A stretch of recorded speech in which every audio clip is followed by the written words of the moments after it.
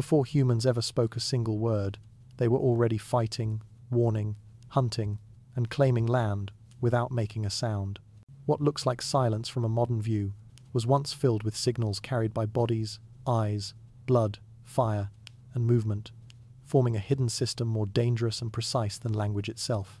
These people did not wait for words to survive. They learned to read intention in posture, threat in stillness, and ownership in traces left behind.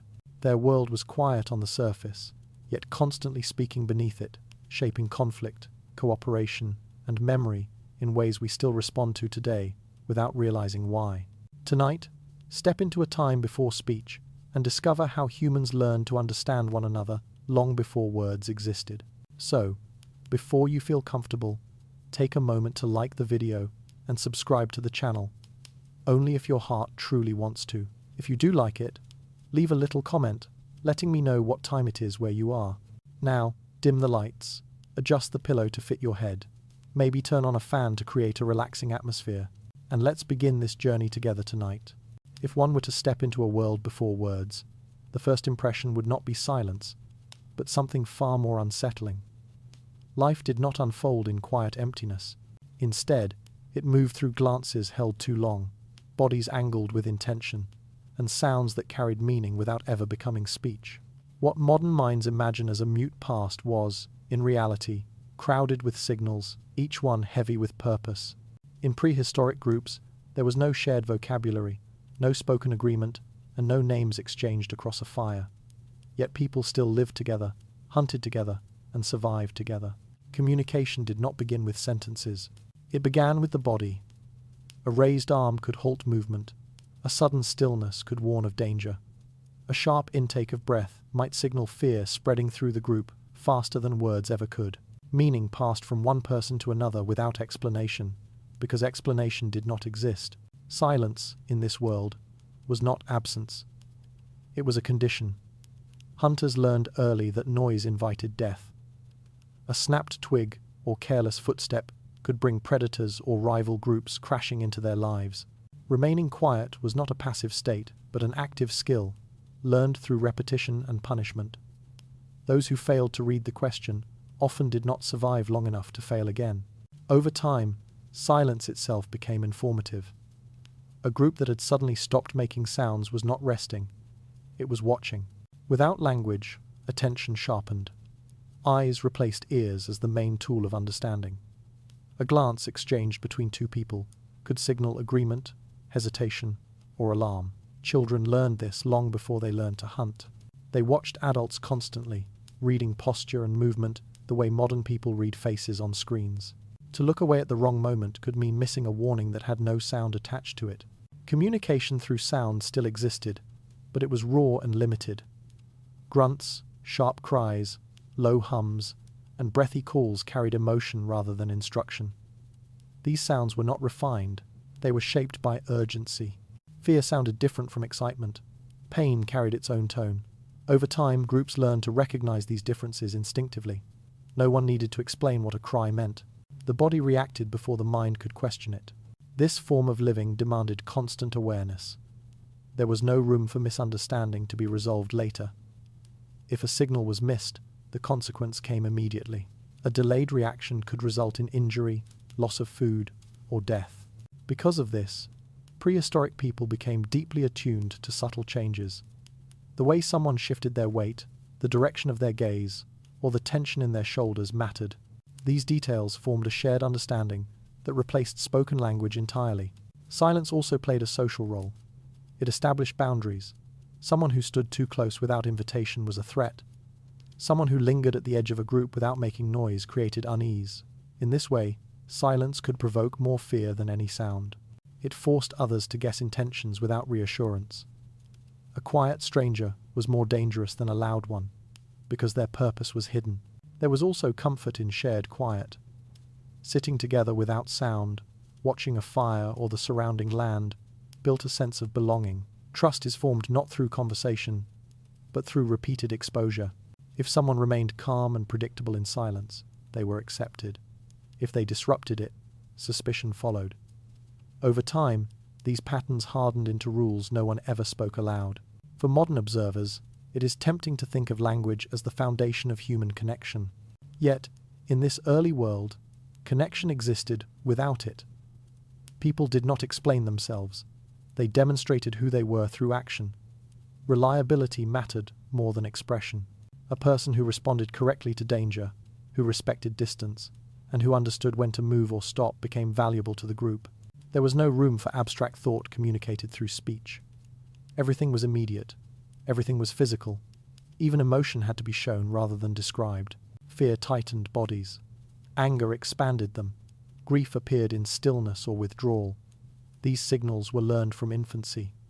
Children grew up immersed in them, absorbing meaning without instruction.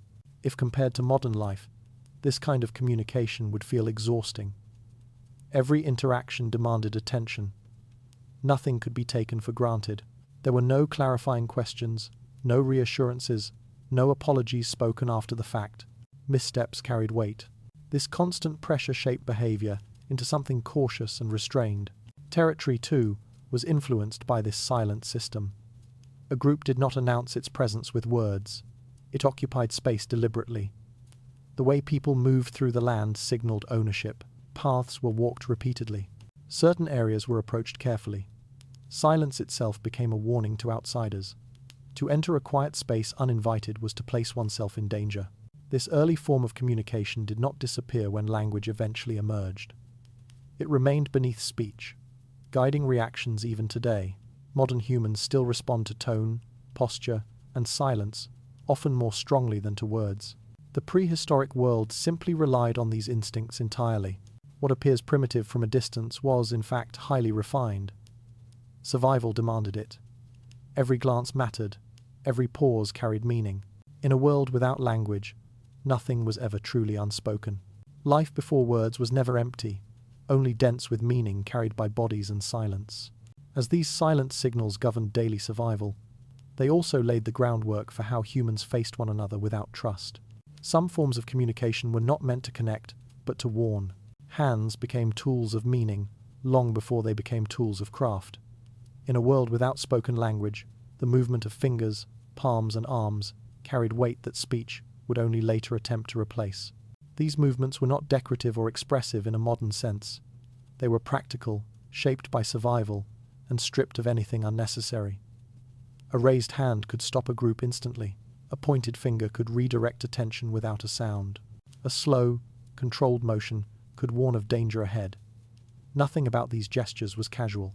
Pointing was one of the earliest and most essential signals. When one person extended an arm toward a distant shape, the rest of the group followed that direction without question. There was no explanation, no debate, no clarification. The line of the arm was enough. Animals, water sources, shelter, or threats were all identified this way. The accuracy of a gesture often determined the success of a hunt or the safety of a camp. A vague motion could scatter prey or confuse the group. A clear one could secure food for days. Hands were also used to make requests. An open palm held forward could ask for an object. A palm turned downward could demand stillness. A clenched fist drawn close to the body could signal refusal or ownership. These meanings were not agreed upon in the discussion. They emerged through repetition. When a movement produced the desired response, it was used again. When it failed, it disappeared. Over generations, this process created a shared system that felt instinctive rather than learned. As groups became more stable and routines formed, hand signals grew more consistent. Certain gestures were reserved for specific moments. A sharp downward motion might mean immediate silence. A short backward flick of the wrist could signal retreat. These signals were not flexible. They carried fixed meanings within the group, and misuse was dangerous. Children learned this early. They watched adults constantly, absorbing the connection between movement and outcome without ever being taught directly. Discipline was central to this silent communication. A hand raised at the wrong time could expose a group's position. During hunts, movements were kept low and controlled. Exaggeration was avoided. Precision mattered more than speed. Individuals learned not only how to signal, but when not to. In many situations, the absence of movement was itself a signal. A still hand could mean watch. A frozen posture could mean waiting. Over time, these repeated movements hardened into unspoken rules. Certain gestures were never used lightly. They were tied to danger, command, or urgency. When they appeared, the response was immediate. There was no hesitation, no questioning of intent. The body reacted before the mind could interfere. This automatic response reduced confusion and saved lives. Group coordination depended heavily on this shared understanding. When one person signaled movement, others adjusted without sound. Lines shifted, positions changed. The group moved as a single unit, guided by hands rather than voices. This coordination provided an advantage over animals and rival groups. Noise was minimized, errors were reduced, control increased. A silent group was harder to detect and harder to disrupt. Hand signals also played a role in establishing hierarchy. Some individuals signaled more frequently than others. Their gestures carried authority because they had proven reliable. A raised hand from one person might be ignored, while the same motion from another prompted instant compliance. Leadership emerged through consistency rather than force. Those whose signals led to food, safety, and survival became figures others watched closely. Emotion was communicated through hands as well. Trembling fingers revealed fear. Slow, deliberate movements conveyed caution. Rapid gestures signaled urgency. These cues helped regulate group behavior. Panic was dangerous, and calm gestures helped prevent it. Emotional control became part of survival.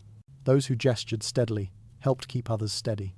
Unlike spoken language, this system did not allow for abstraction. Everything communicated through hands was immediate and concrete. There were no stories told through gestures alone, only instructions, warnings, and reactions. This limitation shaped thinking. Focus remained on the present moment. Planning existed, but it was physical rather than verbal, tied to movement and space instead of ideas. Misunderstanding carried severe consequences. A misread signal could split a group at the wrong moment or draw attention when silence was critical. Because of this, gestures became standardized within each group. Outsiders often failed to interpret them correctly, which added a layer of protection. Hand signals quietly marked belonging. Those who understood them were part of the group. Those who did not were not. Territorial behavior also relied on these movements. When strangers appeared at a distance, hands communicated intent before bodies approached. A raised arm could signal dominance. A steady, unmoving gesture could claim space. These actions allowed groups to assess each other without immediate violence. Not every encounter ended peacefully, but many were decided before contact occurred. Through repetition, these gestures laid the foundation for later symbolic communication. Prehistoric humans did not think of their movements as language, but structure was already present. Meanings were shared. Rules existed. Memory preserved them. What would later become formal sign systems began here, shaped by necessity rather than expression. Modern humans still rely on these ancient instincts. A raised hand still means stop. A pointed finger still directs attention. These movements feel natural because they are old. Speech layered itself on top of them, but never erased them. In moments of stress, people still gesture before they speak. Communication did not wait for words to exist. It adapted to the environment, using what was available. In a world without speech, hands spoke clearly enough to keep people alive. Hand signals turned silence into coordination and movement into meaning. As these gestures became habitual, they quietly governed how groups acted together under pressure. Some movements were never meant to cooperate, but to confront. The body carried meaning long before it carried tools or ornaments. In a world without words, the entire human form became a signal that could be read from a distance. Meaning traveled through posture, through the angle of a shoulder, through the way a person stood or moved across open ground. Communication was never limited to hands alone. The full body spoke continuously, whether its owner intended it or not. Raising the arms was one of the most visible gestures. Arms lifted high, expanded the body's outline, making a person appear larger and harder to ignore. This movement was often used in moments of tension, when strangers approached or when animals came too close. It was not a plea, and not an explanation. It was a declaration of presence. Arms held wide communicated readiness and confidence, while arms held tight against the body suggested caution or restraint. These distinctions were noticed instantly by others nearby. Turning the body was another powerful signal. Facing something directly showed engagement or challenge. Turning slightly away reduced the threat without fully withdrawing. Turning the back entirely carried risk, but it could also signal trust or surrender depending on the situation. These movements regulated interaction without contact. Distance was negotiated through motion rather than instruction, and mistakes were corrected quickly by reaction rather than discussion. Chest striking and forceful body movements expressed emotion in its rawest form. Beating the chest created sound and vibration, combining visual and physical signals into one action. This gesture communicated anger, dominance, or warning. It was not subtle, and it was not misunderstood. The body announced its intent clearly, often preventing further escalation. Such gestures spread easily because they worked. They required no shared culture beyond basic human perception. Whole body movement patterns within groups carried collective meaning. When people arranged themselves into circles, it signaled inclusion and shared attention. Everyone could see everyone else, reinforcing cohesion and safety. Tight circles formed around vulnerable members or important resources. Looser formations allowed observation and caution. These arrangements were never planned verbally. They emerged naturally from repeated experience and shared instinct. Spacing between bodies mattered deeply.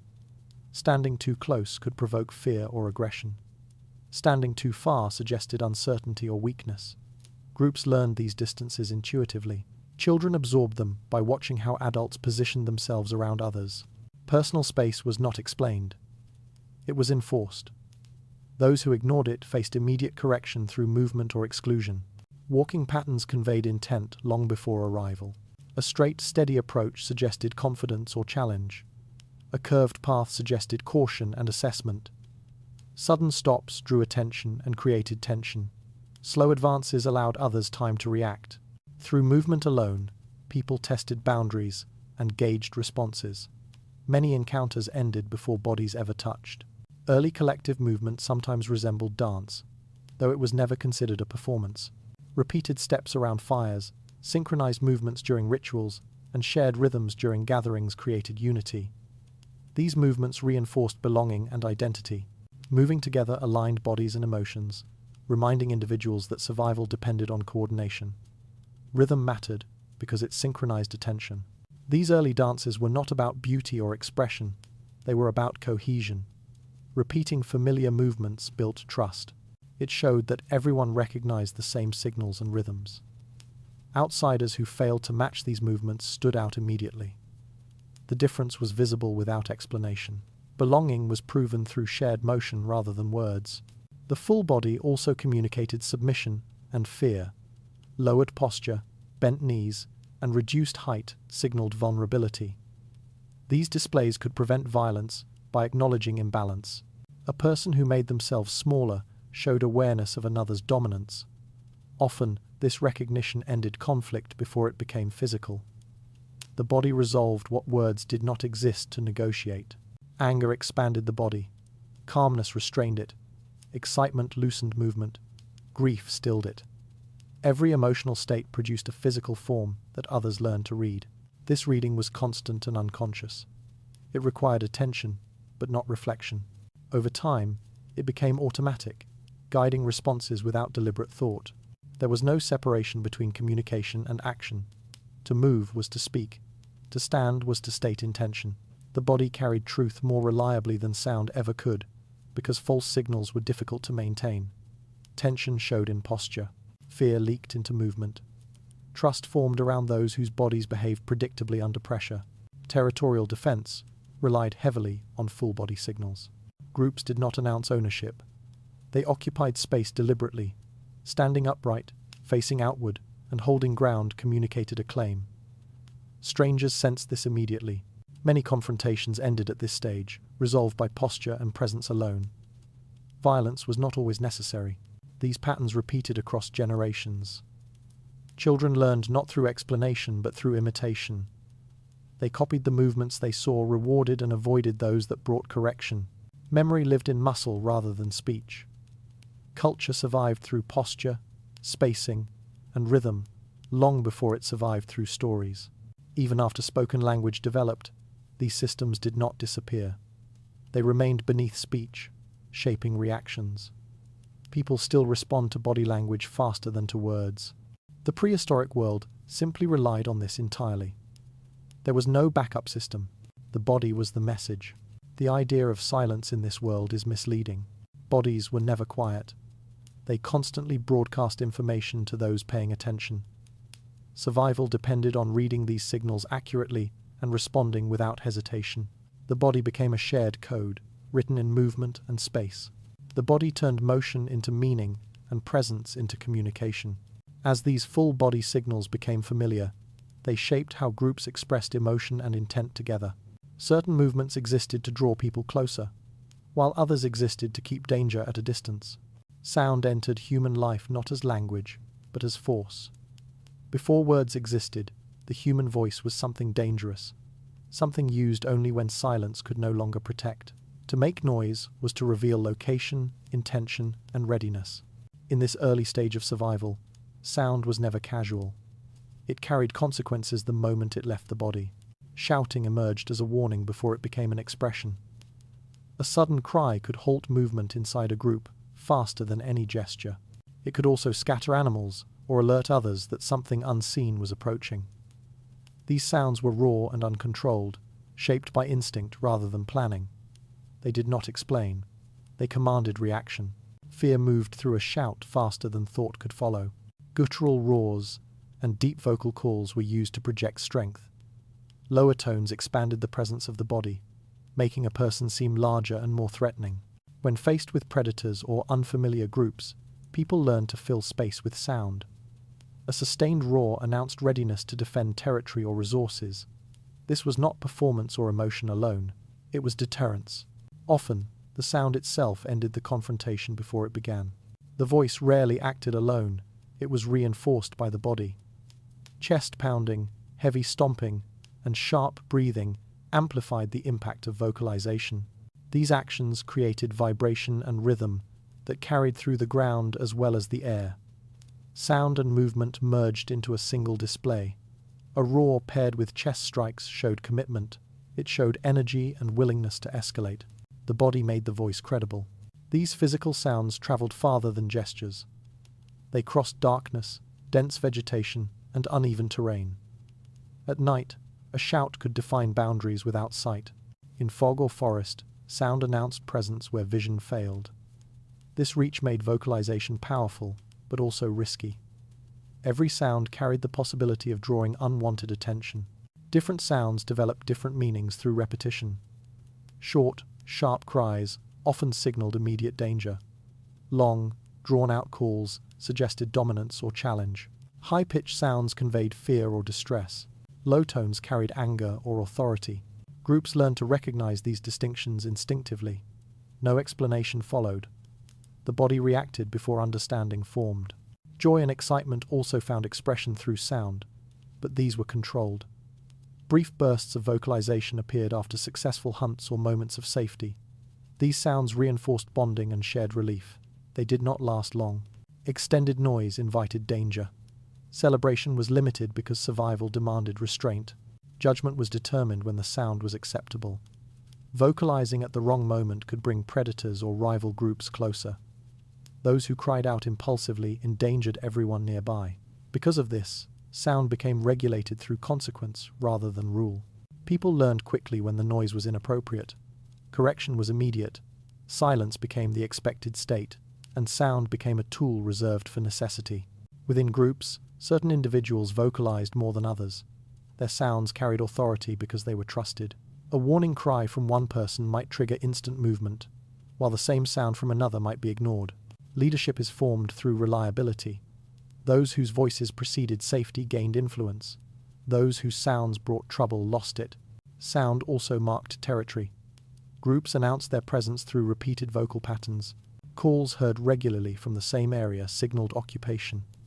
Rivals learned to recognize these patterns and avoided unnecessary conflict. The territory was not declared verbally. It was maintained through audible presence. Silence suggested absence. Sound suggested control. Misreading sound carried danger. A call mistaken for fear could invite attack. A sound mistaken for a challenge could escalate tension. Because of this risk, vocal patterns became consistent within groups. Outsiders often failed to interpret them accurately, increasing suspicion. Sound acted as a boundary as much as a signal. Children absorbed these patterns early. They listened far more than they vocalized. They learned which sounds caused adults to react sharply and which brought reassurance. Over time, they internalized the emotional weight of each tone. Voice became instinct rather than instruction. Meaning attached itself to sound through experience. Vocalization also affected internal group order. Loudness alone did not equal authority. Timing mattered. A cry issued too late lost value. A call delivered too early was confusing. Effective vocal signals aligned with shared expectations. Those who understood when to use sound shaped group response without needing explanation. As with gestures and body movement, vocal sound did not disappear when language eventually formed. It remained layered beneath words. Even today, tone is processed before meaning. Anger, fear, and urgency are heard before they are understood. In the prehistoric world, this was all there was. Sound carried the entire burden of emotional communication. At this stage, sound was never used to tell stories or explain ideas. It served survival alone. It warned of danger, claimed space, bonded groups briefly, and intimidated threats. It was blunt and efficient. Language had not yet arrived to soften or refine it. The image of early humans living in silence is misleading. Their world was governed by noise, chosen carefully and sparingly. When sound appeared, it mattered immediately. Every shout, roar, or cry altered the environment around it. In this way, the human voice entered history, not as a tool of conversation, but as a weapon of survival. It filled the gap where gestures failed and darkness hid danger. Long before words gave meaning to sound, sound gave meaning to presence. The human voice began as a force that warned, threatened, and claimed space. As sound traveled beyond sight, it reshaped how danger and dominance were understood. Certain cries were never meant to seek help, but to test what stood in the dark. The eyes carried meaning long before the voice learned restraint or control. In a world without spoken language, the face became a surface where intention leaked through without permission. A glance held too long could warn of danger. Eyes widened suddenly could freeze a group in place.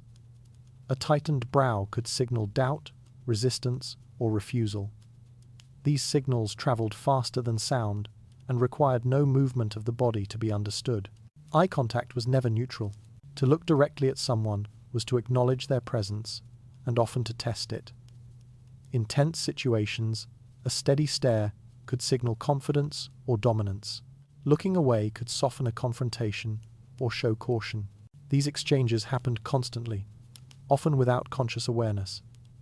People learned early that eyes revealed more than hands or posture ever could, because they reacted before intention had time to hide. During hunting, visual communication became essential. Sound risked alerting prey, and hand gestures could be missed when bodies were concealed by tall grass, trees, or uneven ground.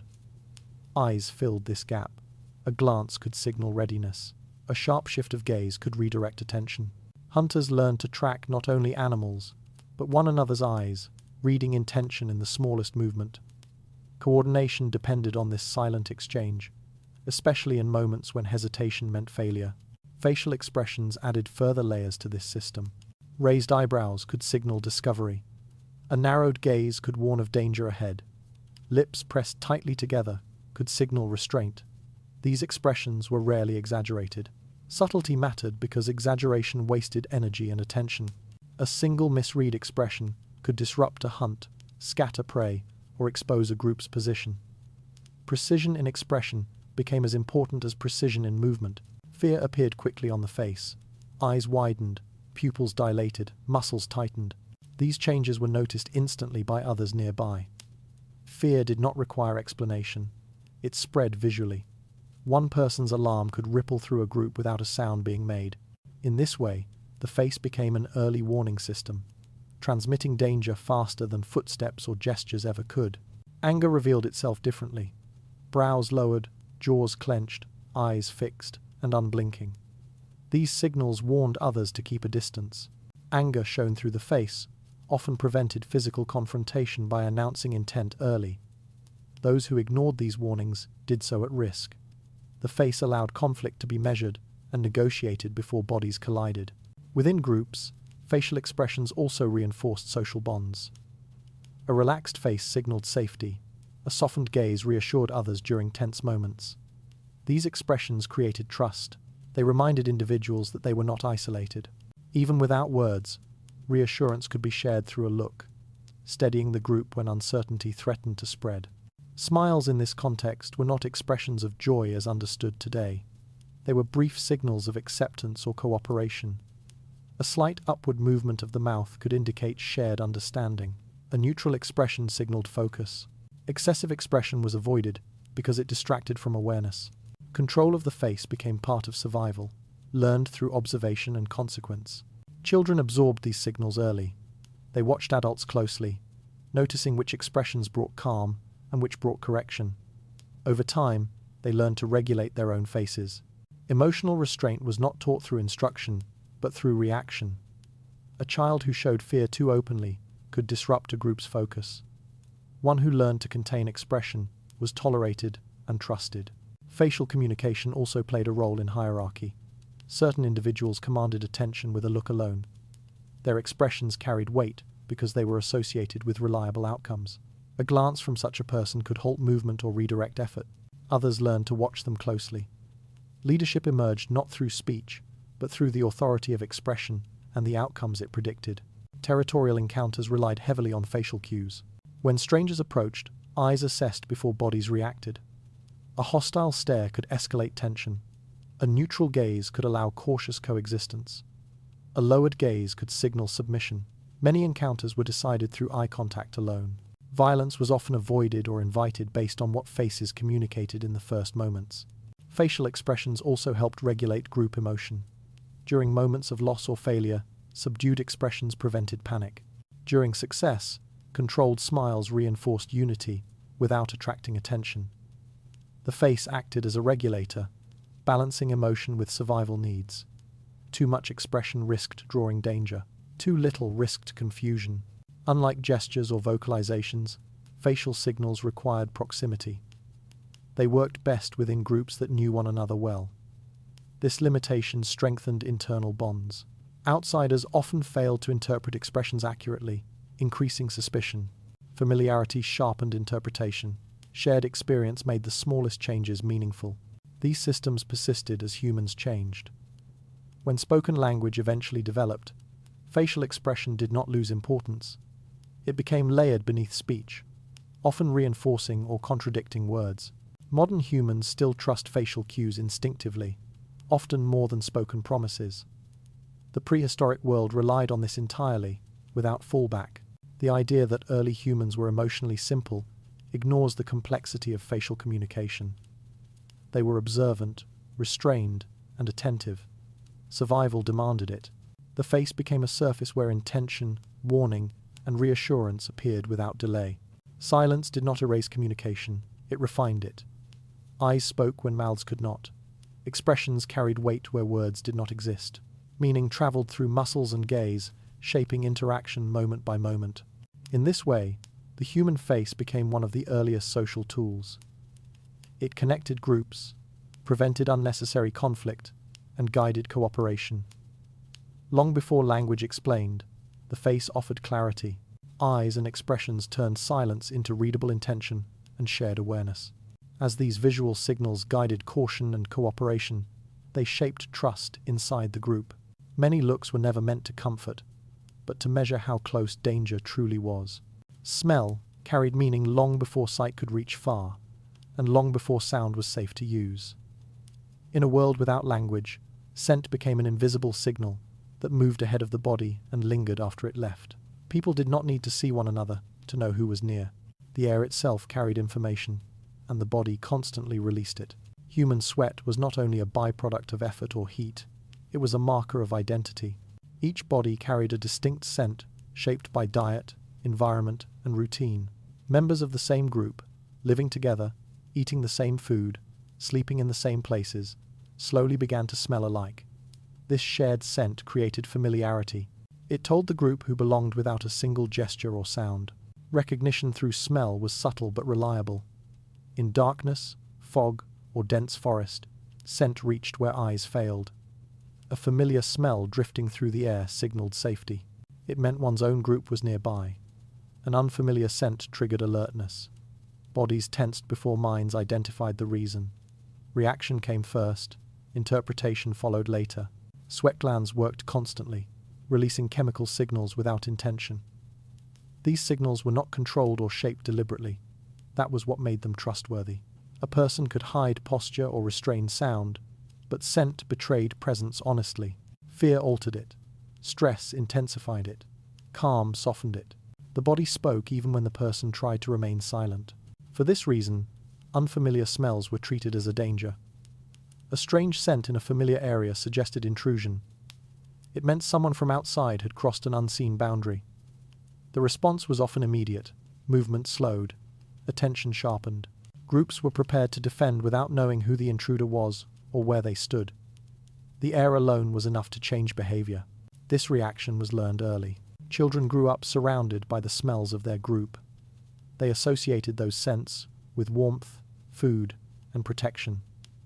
When a different smell appeared, discomfort followed instinctively. No explanation was needed. The body recognized the difference faster than the mind could process it. Smell also played a role in tracking. Animals were followed through scent, but humans learned to notice one another the same way. Footpaths, shelters, and resting places accumulated human odor over time. These locations carried a signature. Groups returned to them because they felt familiar and secure. Outsiders sensed this presence and often avoided it. Over time, certain areas became saturated with the scent of a group. This acted as a form of biological marking. Territory was not claimed through signs or words, but through repeated presence.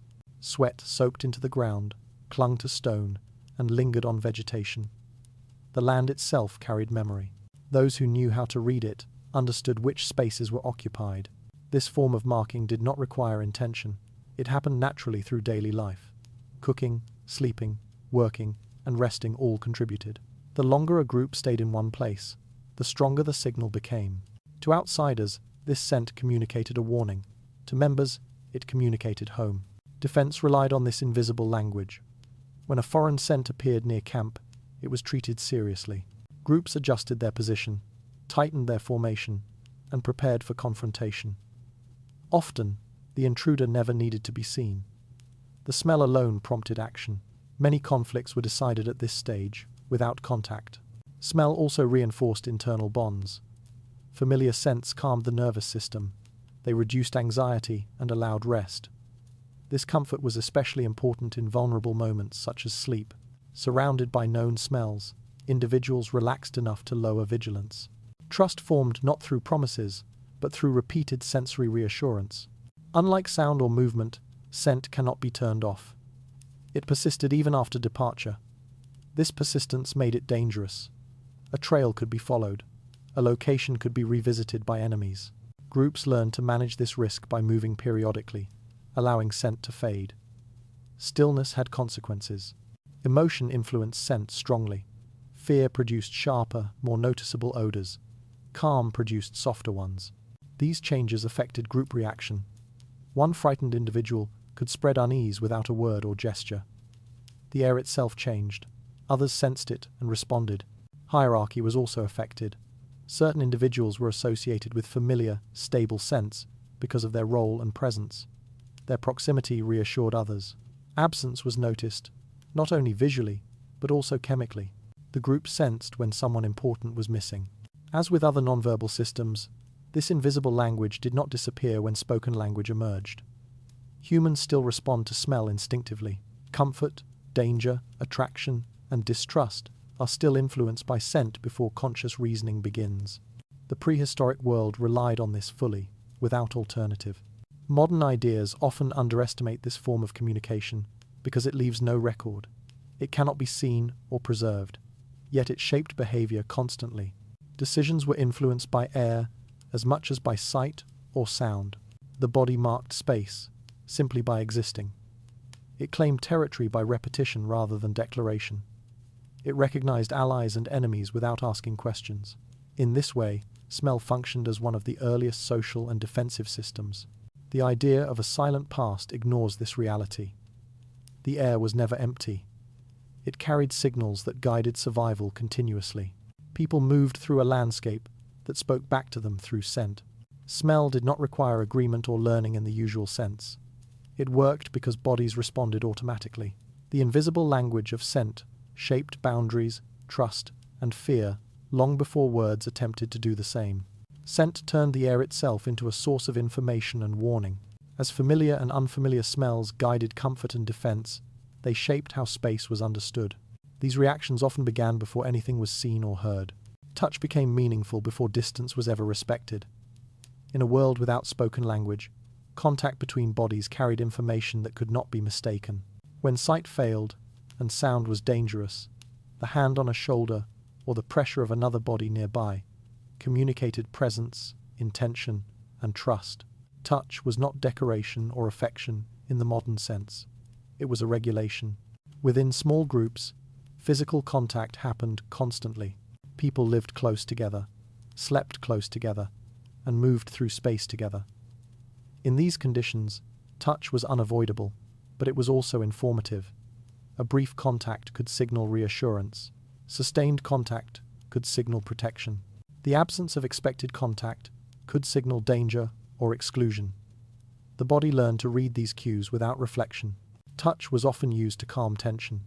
A hand placed on an arm during uncertainty reduced fear. A light grip communicated stability when words could not exist to explain a situation. These actions were not gentle for comfort alone. They regulated behavior. A person who felt grounded through touch was less likely to panic, less likely to flee, and more likely to remain coordinated with the group. Shoulder contact was especially common. It required little effort and did not restrict movement. A brief press could signal readiness. A sustained lean could signal fatigue or need. These contacts passed unnoticed by outsiders but carried meaning within the group. Over time, patterns formed. Certain touches were accepted, others were avoided. Boundaries existed even without being named. Hand-holding served a similar function. It linked individuals physically, preventing separation during movement or danger.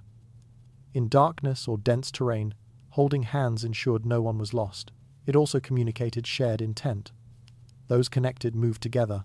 Release carried meaning as well. Letting go could signal independence, withdrawal, or trust in the surrounding environment. Soothing gestures such as stroking hair or touching the face appeared in moments of stress or injury. These actions reduced agitation. They reminded individuals of safety and belonging. Such gestures were learned early. Children experienced them before they understood fear. Over time, they associated touch with relief and stability. This association remained powerful throughout life. Touch also reinforced bonds beyond immediate need. Repeated contact created familiarity. Bodies learned one another's presence. This familiarity reduced suspicion and increased tolerance. Those who were touched regularly were considered part of the group. Those who were not stood apart. Inclusion was physical before it was conceptual. In small groups, tactile communication was especially effective. Everyone was within reach. Signals traveled instantly. There was no delay between action and response. This immediacy made touch reliable. It did not require interpretation. Pressure was felt directly. Meaning was delivered without ambiguity. Touch also played a role in hierarchy. Certain individuals were allowed to contact, others were not. Leaders are tasked to direct. Caretakers touched to support. Children were touched more frequently, reinforcing dependence and learning. Unauthorized touch, however, could provoke an immediate reaction. The body defended its boundaries instinctively. These reactions maintained order without instruction. During danger, touch coordinated action. A pull signaled retreat. A push signaled advance. A grip tightened, warning of imminent movement. These signals required no sight or sound. They worked in darkness, in confusion, and in panic. The body followed contact reflexively. This reflex saved time when hesitation could kill. Touch also regulates aggression. Physical contact during conflict could restrain without injuring. A firm grip prevented escalation. Separation through contact ended the confrontation. These methods reduced harm within the group. Violence directed inward weakened survival. Touch provided an alternative. Trust is formed through repeated safe contact. A body that touched without harm became familiar. Familiarity reduced fear. Over time, individuals learned whose touch signaled safety and whose signaled threat. This learning was personal and constant. Memory was stored in the nervous system rather than the thought. Territorial encounters also involved touch indirectly. Within the group, contact increased when outsiders approached. People drew closer together, bodies connected, forming a physical barrier. This closeness communicated readiness and unity. Outsiders sensed this cohesion and often reconsidered their approach. Touch strengthened the group's presence without movement. Emotion traveled through contact quickly. Fear is transmitted through tension. Calm is transmitted through steady pressure. One person's state affected others through touch alone. This transmission shaped group behavior. Regulation became collective. The group stabilized itself through physical connection. Unlike sound or gesture, touch required consent within the group. It depended on trust built over time. This requirement strengthened bonds. Outsiders could not use touch safely. Attempted contact from an unfamiliar person was dangerous. This distinction protected the group. As language eventually developed, tactile communication did not disappear. Humans still reach out during stress. Stillness is broken by touch when reassurance is needed. These instincts remain because they are older than words. The prehistoric world relied on them completely. The idea that early humans communicated only through distance ignores this reality. Much of their communication happened at arm's length or closer. Touch grounded interaction. It confirmed presence. It regulated emotion. It reinforced belonging. In this way, the human body became both receiver and sender of meaning. Contact turned individuals into a coordinated whole. Survival depended on this closeness. Separation carried risk. Touch reduced it. Touch turned proximity into reassurance and pressure into understanding. As physical contact regulated fear and trust, it shaped how small groups held together. Some signals were delivered only through the skin, where distance could not interfere. Territorial conflict did not begin with arguments, threats, or spoken claims. It began with bodies placed deliberately in space. Before words existed, ownership was communicated through posture, movement, and presence alone. A person standing at the edge of an area was already sending a message. The way weight rested on the feet, the openness of the chest, and the steadiness of the gaze all carried meaning. No sound was required for the signal to be understood. Standing posture was one of the clearest indicators of control. An upright, relaxed stance suggested familiarity with the land and confidence in remaining there. Feet planted firmly into the ground signaled refusal to retreat. A body angled outward, facing approaching space, communicated readiness. By contrast, a shifting stance or lowered posture suggested uncertainty or caution. Groups learned to read these signs instinctively. A stranger who stood too comfortably in a space raised suspicion immediately. A familiar posture reassured those who belonged. Walking patterns reinforced territorial claims. A slow, deliberate pace communicated ownership. It suggested that the walker expected no challenge. Repeated movement along the same paths wore familiarity into the ground itself. Outsiders noticed this immediately. A hesitant walk suggested testing boundaries. A straight, unbroken approach suggested a challenge. Even the rhythm of footsteps mattered. Movement alone could escalate tension or dissolve it before bodies ever touched. Distance was negotiated constantly. Moving closer without invitation acted as a silent warning. It tested the reaction of the other party without committing to violence. If the approach was met with stillness, tension sharpened. If it was met with mirrored movement, confrontation became likely. If it was met with retreat, dominance was established without struggle. These exchanges formed a quiet dialogue governed by instinct and memory rather than intent or emotion. Objects displayed within a territory amplified these bodily signals. Weapons placed openly communicated readiness without explanation. Fire served multiple roles. It provided warmth and protection, but it also marked occupation clearly. Flames visible at night and smoke visible by day announced the presence to anyone nearby. Tools, containers, and personal items left in open view suggested permanence. These objects spoke on behalf of those who placed them. The arrangement of objects mattered as much as their presence. Items placed deliberately at the edges of an area marked limits. A fire positioned near an approach route signaled a warning before bodies appeared. Weapons leaned visibly against stone or wood, suggesting that force was available and close at hand. These displays discouraged intrusion without requiring confrontation. Silence made them more intimidating because there was no negotiation offered. The approach itself became a form of communication.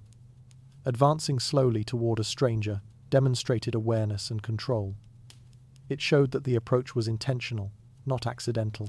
Sudden movement suggested aggression and invited response.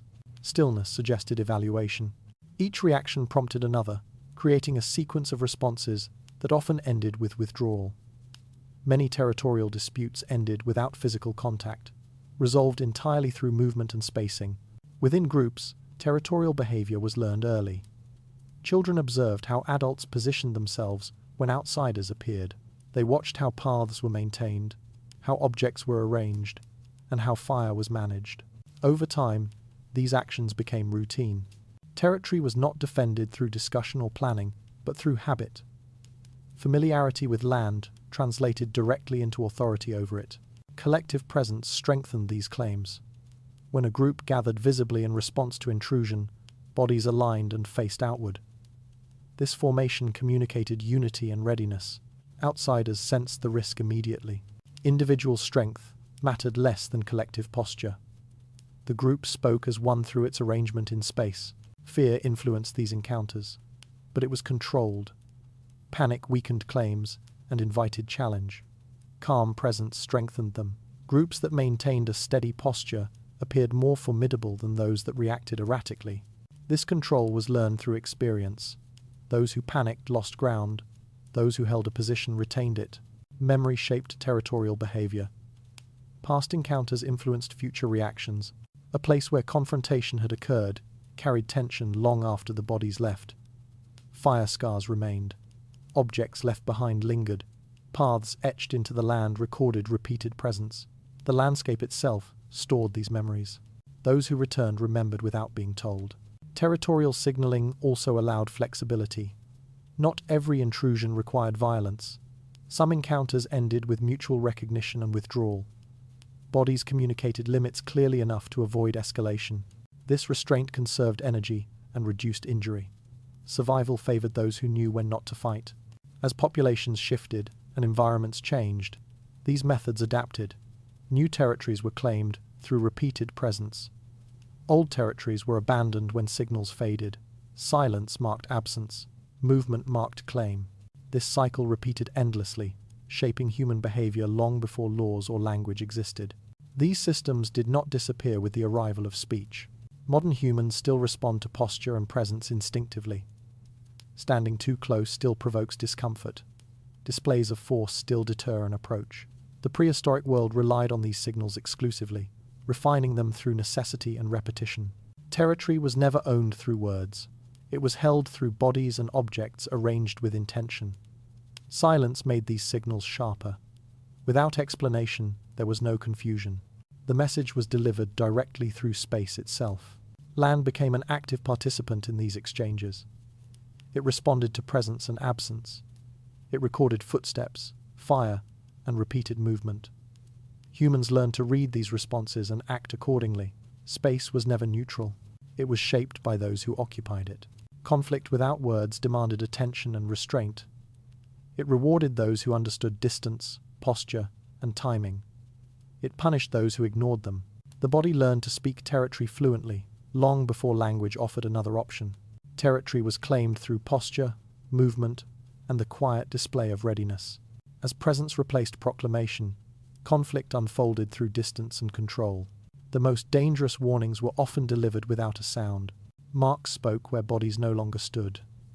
In a world without written language, traces left behind became a form of communication that endured beyond presence. Stone, ash, and blood carried messages meant for those who arrived later. These marks did not explain themselves. They warned, claimed, and remembered. Early humans learned quickly that not every message could be delivered face to face. Groups moved, hunted, and migrated. When they left an area, their bodies were gone, but their intentions often remained. Scratches on stone, arrangements of objects, and stains on the ground acted as silent messengers. They told others that someone had been there, and that their presence still mattered. Cave walls became one of the earliest surfaces for this kind of signaling. Marks etched into rock were difficult to remove. A carved line or symbol could last for generations. These were not decorations in the modern sense. They were deliberate. Some marked danger, others marked ownership. A shape repeated across different locations signaled familiarity to those who knew it, and a threat to those who did not. The act of carving itself mattered. It required time and effort. Anyone who encountered such markings understood that the place was not accidental. Someone had stayed long enough to leave a permanent sign. This implied control and confidence. A space marked in stone was not empty. It belonged to memory and intention. Blood carried an even stronger message. When animals were killed, their blood soaked into the ground or smeared onto the rock. Sometimes it was left deliberately. Blood signaled success in hunting, but it also signaled dominance. It showed that the group could kill and survive. To outsiders, the smell and sight of blood warned of danger. To members, it reinforced identity and achievement. Animal parts were also used as markers.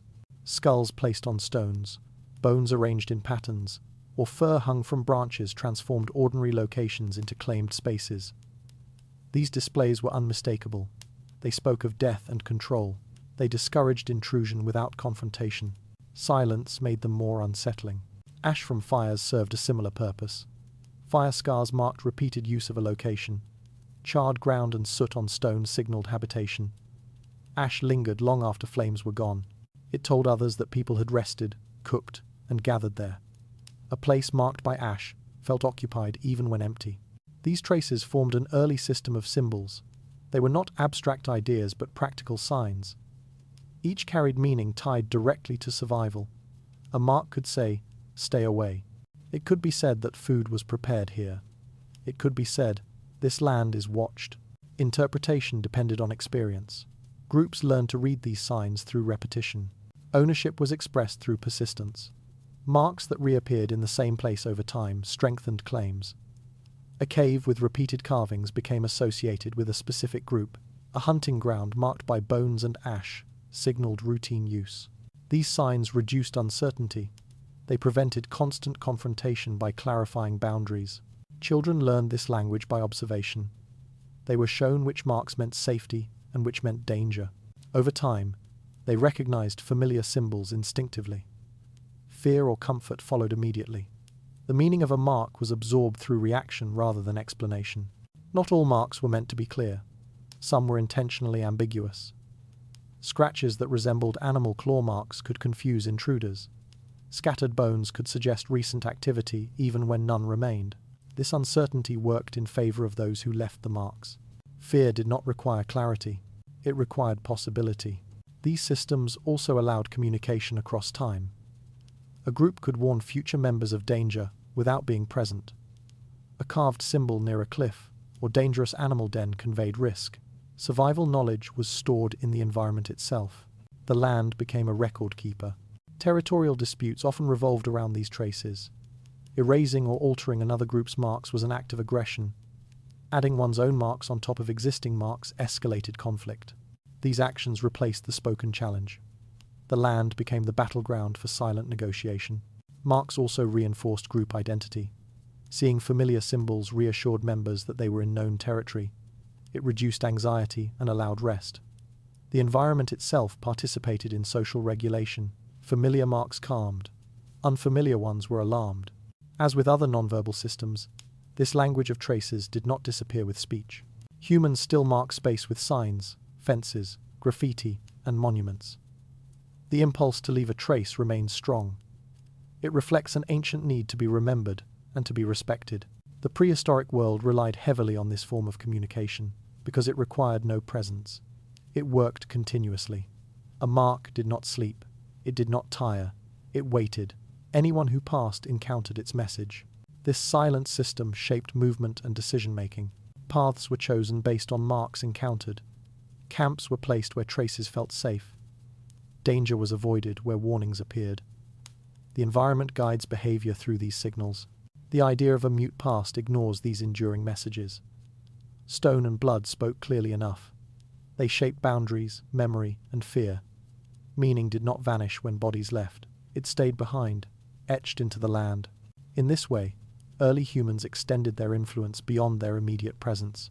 They claimed space not only through bodies, but through memory embedded in matter.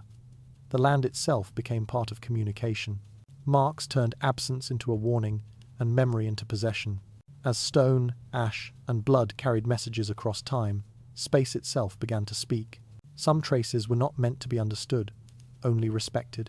Fire became a message long before it became a tool of comfort. In a world without spoken language, flame transformed darkness into information. A burning fire did not whisper or explain.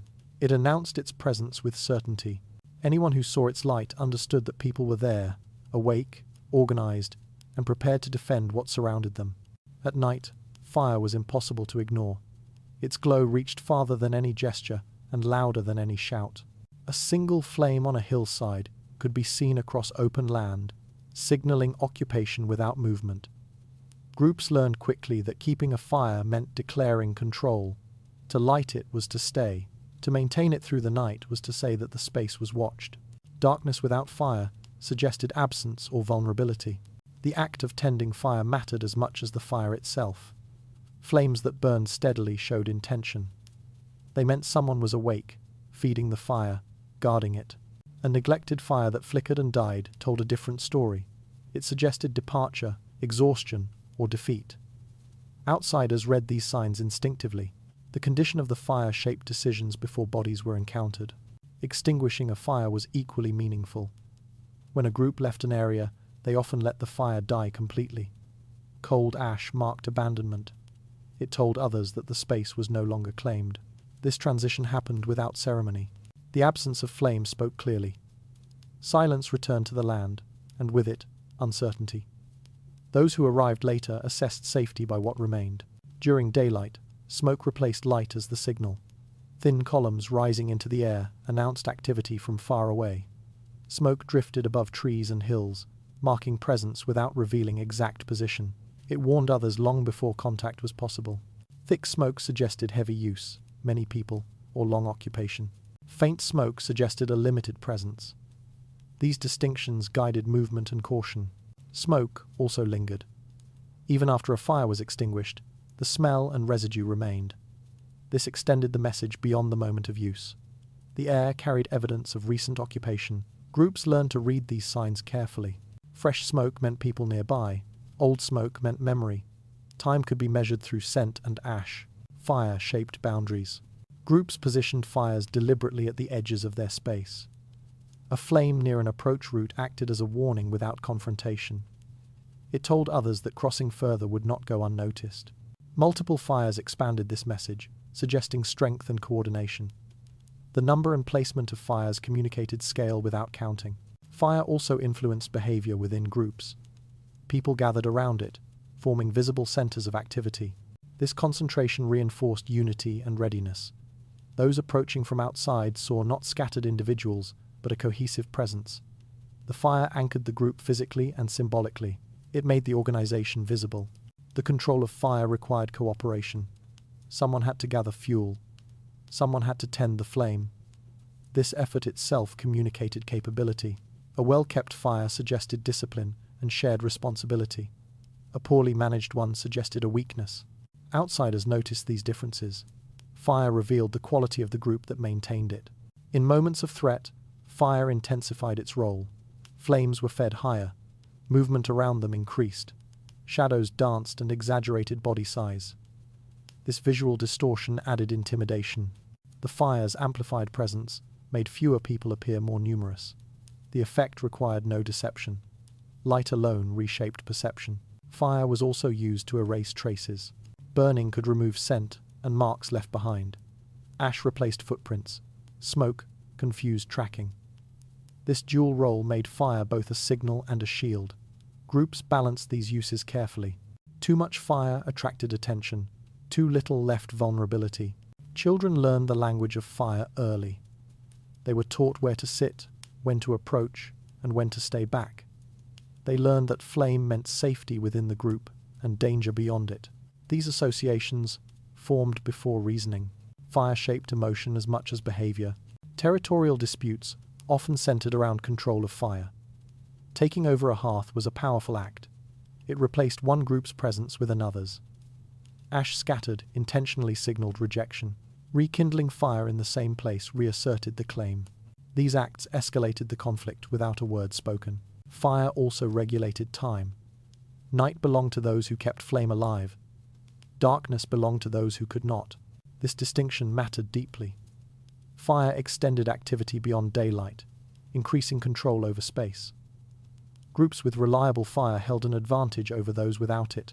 As with other nonverbal systems, fire's role did not disappear with the advent of language. Humans still use light to mark presence. From campfires to street lamps, darkness still signals absence.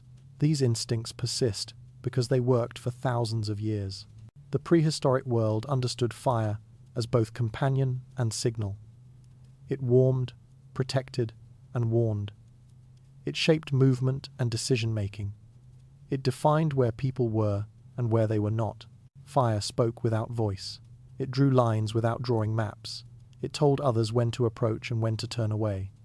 The land learned these messages and reflected them through ash and smoke. In this way, flame became one of the clearest tools of silent communication. It transformed space into a statement. It turned night into a message. Presence burned visibly. Fire turned darkness into declaration and absence into certainty. As flame and smoke marked occupation and withdrawal, space itself gained clear signals. Bright warnings often came from what burned quietly in the night air. Physical sound entered human life as an extension of the environment rather than the body.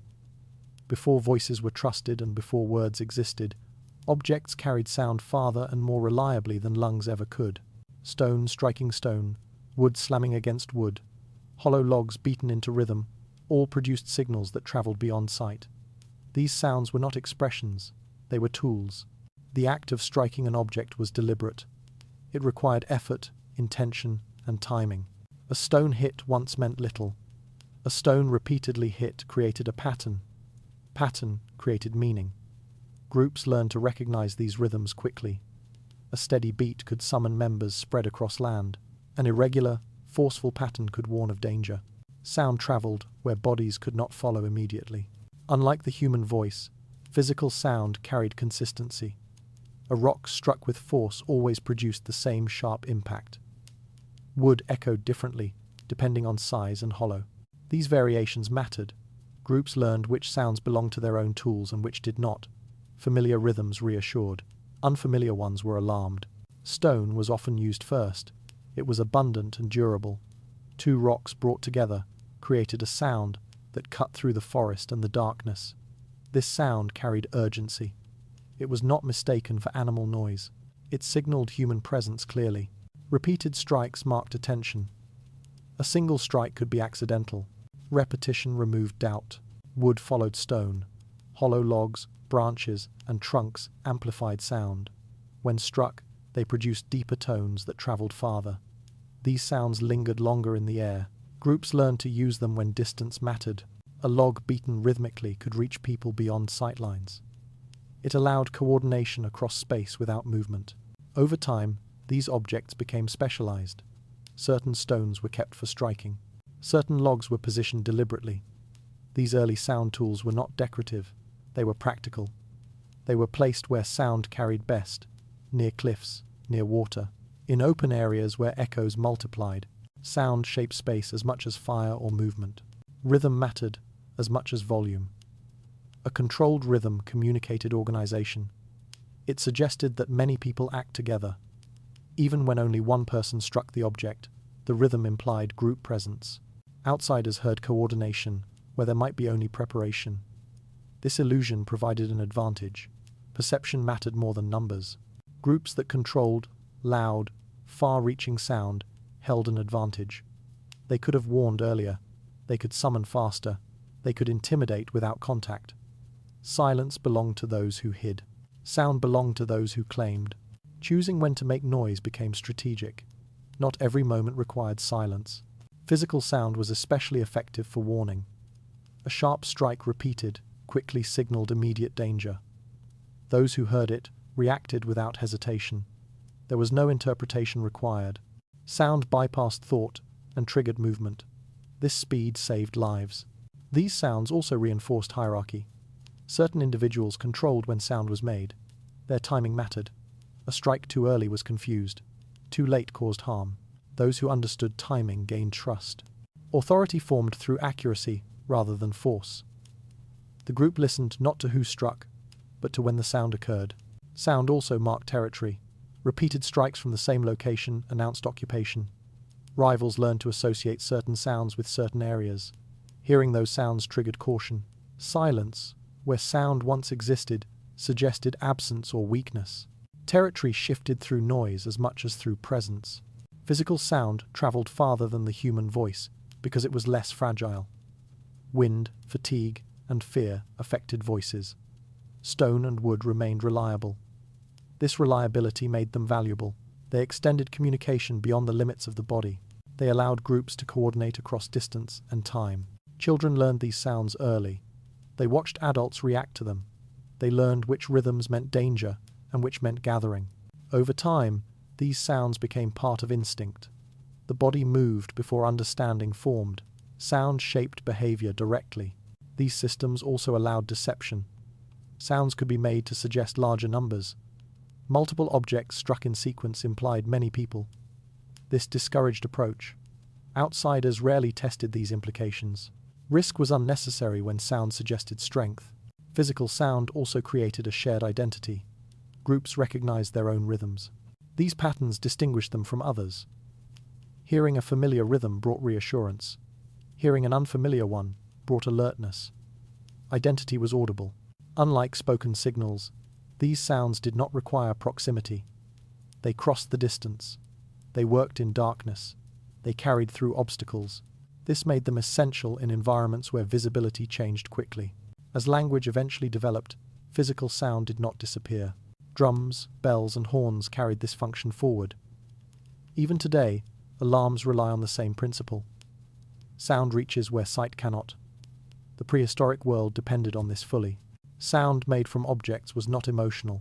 It was functional. It did not express feeling. It directed action. This clarity made it powerful. There was little room for misunderstanding. The land itself responded to these sounds. Echoes revealed space. Sound returned differently depending on the terrain. Groups learned to read these responses. Echo meant open space. Dull sound meant forest. The environment answered back. In this way, physical sound became a conversation between humans and land. It shaped movement, timing, and decision-making. It warned, summoned, and deterred. Sound created presence without bodies. It allowed influence without contact. It filled the gap between silence and confrontation. Physical sound turned objects into voices that carried authority across distance. As rhythm and impact guided warning and coordination, groups gained control without contact. Loud signals often mattered more than who created them. Conflict did not always begin with movement or sound. In many cases, it began with a look that lasted too long or ended too quickly. In a world without language, the eyes carried intentions that could not be clarified or corrected. A glance misread could turn caution into a threat. A stare held at the wrong moment could become an invitation to violence. Eye contact carried weight because it was immediate and unavoidable.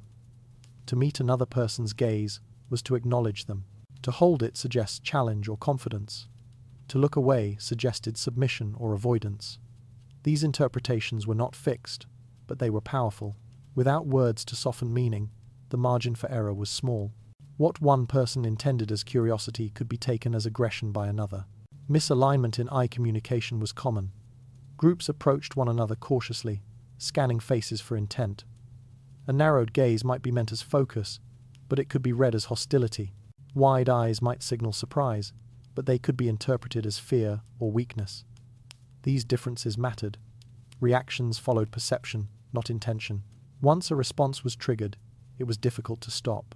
Competition over resources intensified this risk. Food, water, and shelter were limited. Encounters often occurred near valuable locations. When the two groups reached the same place, tension rose immediately. Eye contact became a test. Who looked first? Who looked away? Who refused to break gaze? These silent exchanges decided outcomes before bodies moved. Water sources were especially dangerous. Groups depended on them daily. Meeting another group at a river or spring created immediate pressure. There was no neutral ground. A look held too firmly could suggest refusal to share. A look avoidant could suggest weakness. Both interpretations could provoke action. Violence often erupted not from intent, but from fear of losing access. Food triggered similar responses. Hunting grounds were not easily replaced. When one group believed another threatened their supply, suspicion hardened quickly. A glance during such moments carried layered meaning. Hunger sharpened interpretation. Patience disappeared. Without language to negotiate, the eyes carried the burden of decision. Mating competition added another layer. Individuals watched one another closely. A look directed toward a partner could be interpreted as interest or theft. Jealousy formed without explanation. A glance could be enough to trigger confrontation. These conflicts were personal, but carried group consequences. Violence spread easily. The absence of language removed opportunities for repair. There was no apology, no clarification, no reassurance. Once a look was interpreted as a threat, a response followed immediately. Bodies tensed, distance closed. Others joined instinctively. Group loyalty overrode individual doubt. War did not require planning. It emerged from reaction. Eyes also transmitted fear rapidly. One person's changed expression instantly. Others noticed and mirrored it. Fear multiplied visually. This chain reaction escalated tension. Groups moved from caution to aggression in moments. Without words to slow the process, momentum carried events forward. Hierarchy influenced these interactions. Looks from dominant individuals carried more weight. A stare from such a person could trigger immediate submission or resistance. Others watched closely, reading cues and aligning themselves accordingly. Once alignment occurred, reversal was unlikely. Conflict became collective. Territorial encounters amplified this dynamic. When outsiders crossed boundaries, eyes assessed first. A calm gaze might allow withdrawal. A hard stare could provoke defense. Many territorial conflicts began without a step taken. The decision was made through faces alone. Silence intensified misunderstanding. Without sound, there was no distraction from visual cues. Every blink, every shift of gaze mattered. Attention sharpened, but so did suspicion. The mind filled gaps with assumptions. Survival favored caution, even if it led to unnecessary conflict. Children learned these risks early. They watched how adults reacted to looks from outsiders. They learned when to avert gaze and when to hold it. Mistakes were corrected harshly. This education was not verbal, it was experiential. Fear taught faster than explanation. Over time, groups developed shared expectations. Within the group, eye contact became predictable. Outside it, unpredictability ruled. Familiar faces were read easily. Unfamiliar ones carried danger. This division hardened boundaries. Us and them were distinguished visually before any action occurred. Not every encounter led to violence. Some ended with mutual withdrawal. A broken gaze, a step back, a softened expression could defuse tension. These outcomes required restraint and experience. Groups that learned to disengage survived longer. Still, the risk remained constant. As populations grew and encounters increased, these misunderstandings multiplied. Conflict became more frequent. The lack of language amplified it. Negotiation was limited to posture and presence. Eyes carried too much responsibility. Even after language emerged, these instincts remained. Humans still react strongly to eye contact. A stare still provokes discomfort. A glance can still escalate tension. The prehistoric world simply lived with no alternative. War did not always begin with weapons. It often began with perception. A single look set reactions in motion. Bodies followed where eyes led. Once movement began, stopping was rare. In this way, conflict emerged not from hatred, but from uncertainty. Without words, the eyes decided quickly. Mistakes were paid for immediately. Survival shaped interpretation toward caution and aggression. The idea that early conflict was simple ignores this complexity. It was shaped by misreading, fear, and immediacy. The eyes were powerful, but unforgiving. Conflict often began with perception rather than action or sound. As misunderstandings over resources and intent accumulated, tension rose without warning. A single look could push events beyond control. The body became a surface for meaning long before clothing, tools, or armor existed. In a world without spoken language, skin turned into a place where identity could be displayed clearly and immediately. Marks drawn on the face, chest, and arms transformed individuals into visible members of something larger. These markings were not made for beauty or decoration. They existed to be seen, understood, and reacted to. Charcoal, clay, ash, and blood were among the earliest materials used. They were easy to find, simple to prepare, and difficult to ignore once applied. Dark charcoal lines across the face altered the expression and erased softness. Pale clay spread across the chest changed the outline of the body, making it appear broader or unfamiliar. Blood mixed into pigment carried an even heavier meaning. It connected the body directly to injury, death, and survival. These materials were chosen not for comfort, but for impact. Each group developed patterns that became recognizable over time. Repeated shapes, lines, and placements created a visual identity. Members learned to recognize one another instantly, even at a distance or in poor light. A familiar pattern brought relief. An unfamiliar one triggered alertness. There was no need for explanation or confirmation. The body itself delivered the message before thought could intervene. These patterns were never random. They followed internal rules understood by the group. Certain lines belonged on the face, others on the chest or arms. Some marks were reserved for adults, others for those preparing for danger. Placement mattered as much as shape. A mark in the wrong place suggested inexperience, disrespect, or exclusion. Over time, these rules hardened into tradition, passed down through observation rather than instruction. Applying markings was often a collective act. Pigments were prepared together, hands moved deliberately across skin. This process reinforced unity before any encounter occurred. It reminded individuals that their bodies represented more than themselves. The act of marking carried meaning even before the marks were seen by outsiders. It aligned intention and readiness within the group. Blood carried the strongest signal. When used as a pigment, it suggested recent violence or willingness to engage in it. Blood on skin altered how others reacted immediately. It discouraged approach. It introduced fear without movement or sound. The body appeared closer to death, less human, and more dangerous. This effect was intentional. Fear created distance. Distance created safety. Clay and ash served different purposes.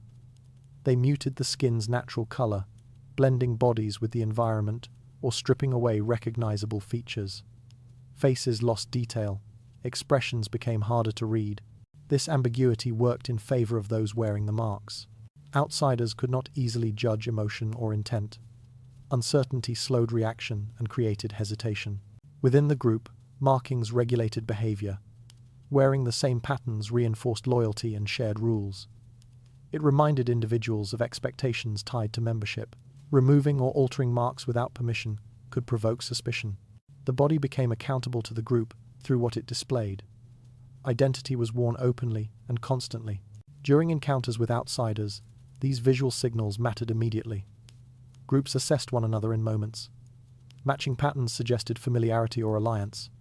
Conflicting patterns suggested danger. Decisions to approach, withdraw, or prepare for defense were often made before any movement occurred. Body markings reduced ambiguity in situations where hesitation could be fatal. Fear was not a side effect. It was often the goal. Patterns exaggerated physical features. Lines around the eyes sharpened the gaze. Marks across the chest emphasized size and strength. Blood darkened the body, connecting it visually to violence. These effects are intimidating without effort. Outsiders hesitated. Hesitation shifted the advantage. Children learned the meaning of these marks early. They watched adults prepare pigments and apply patterns. They learned which designs belonged to their group and which did not. Recognition became instinctive. Comfort followed familiarity. Fear followed difference. This learning happened without explanation. Reaction taught faster than instruction ever could. Body markings also shaped how individuals felt internally. Wearing group patterns reinforced confidence. It reminded them that they were supported and expected to act accordingly. The marks prepared the mind for confrontation or defense. They acted as psychological armor, strengthening resolve before danger appeared. These visual signals persisted, even when no one was watching. Marked bodies carried group identity wherever they moved. Even alone, the wearer represented something larger. This continuity extended group presence beyond physical proximity. Territory and influence traveled with the body. Over time, patterns evolved. Some became more complex, others simpler. Change happened slowly, guided by repetition and outcome. Designs that worked persisted. Those who failed faded away. There was no formal design process. Survival decided which patterns remained. Markings also allowed deception. Imitation could confuse enemies. Altered patterns could suggest an alliance or strength that did not exist. This risk led groups to refine their designs, adding details recognized only by members. Complexity increases security. Recognition required familiarity. Unlike sound or movement, markings endured until removed. They lasted through encounters, through rest, and through travel. This persistence made them reliable.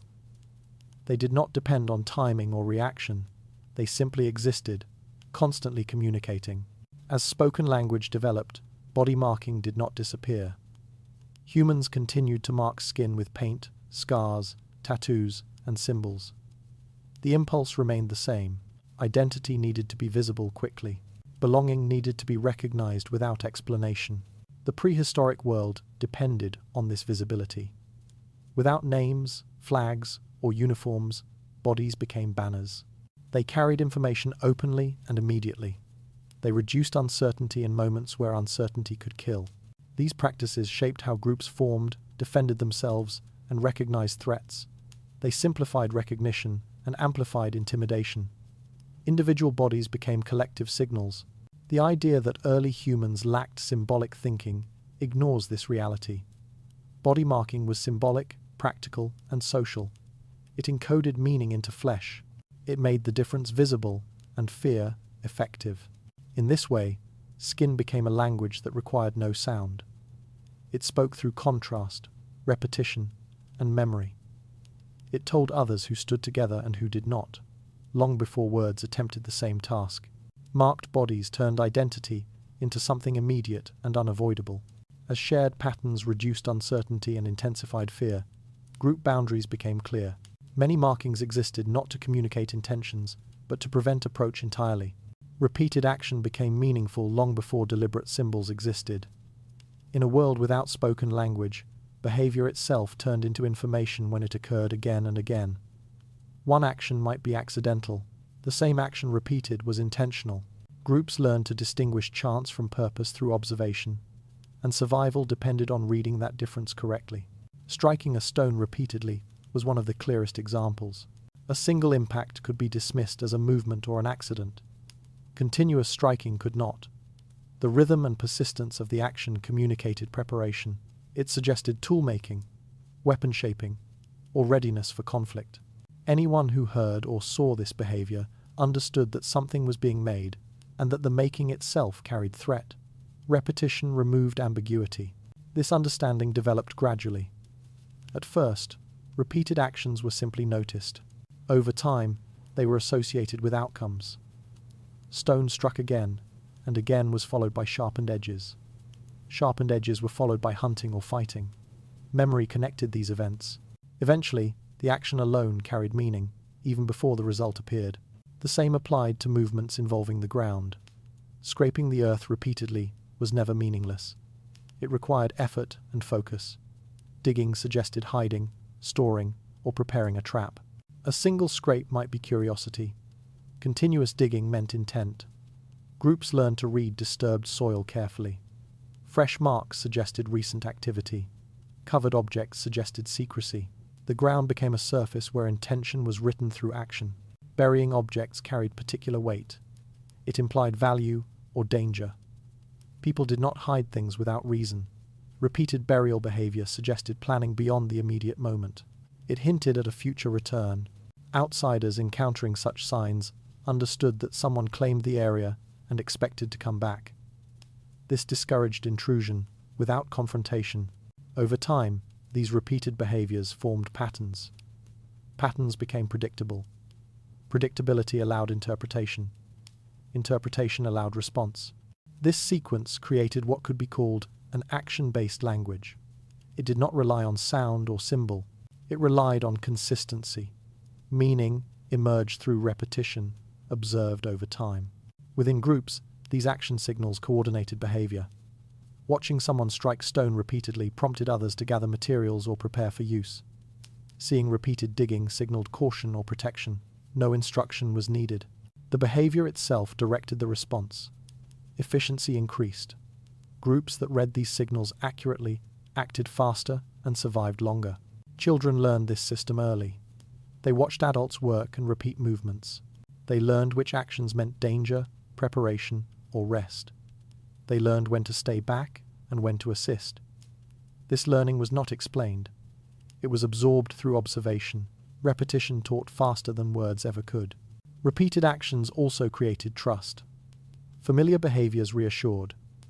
When group members performed expected actions in expected ways, others felt safe. Unexpected repetition created tension.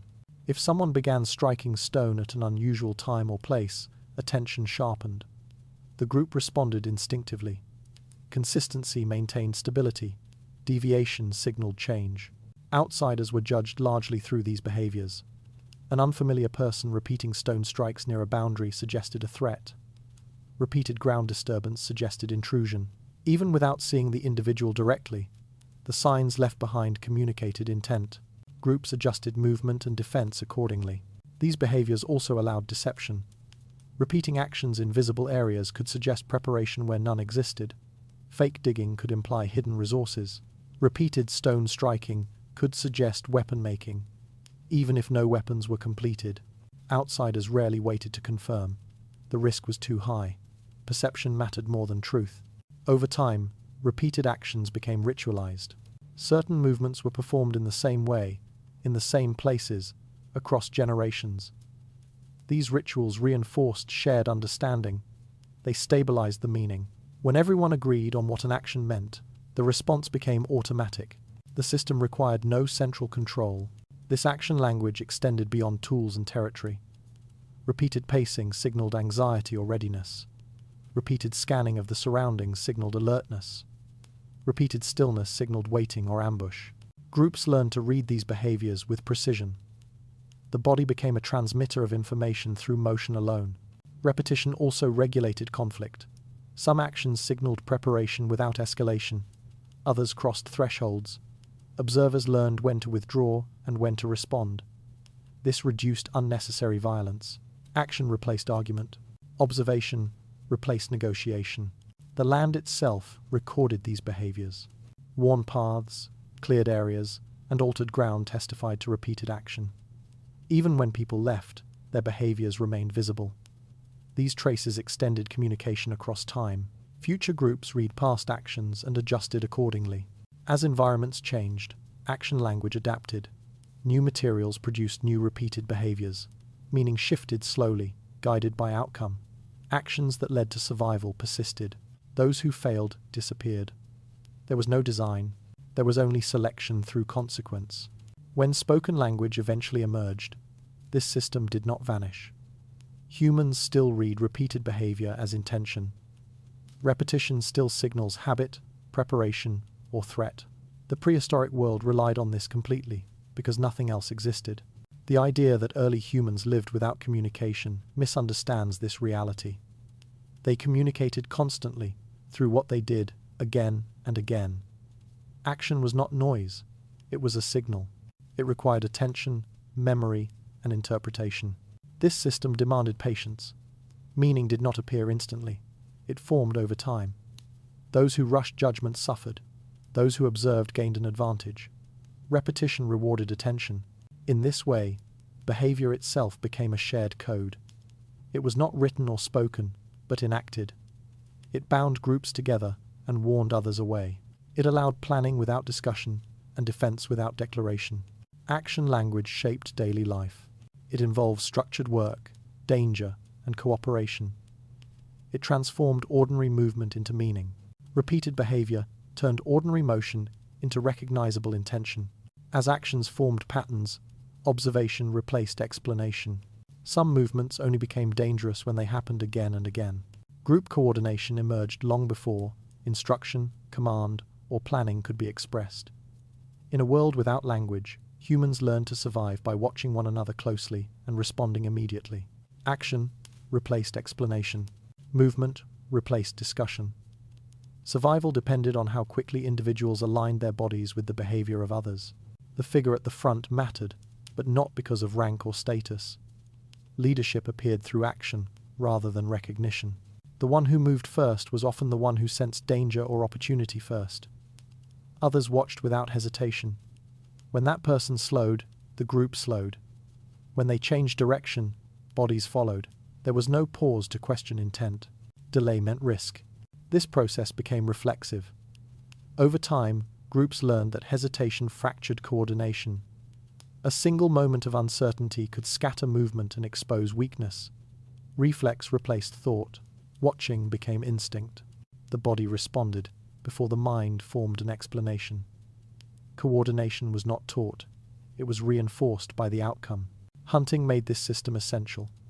When tracking animals, noise and confusion reduced success. Silent alignment mattered.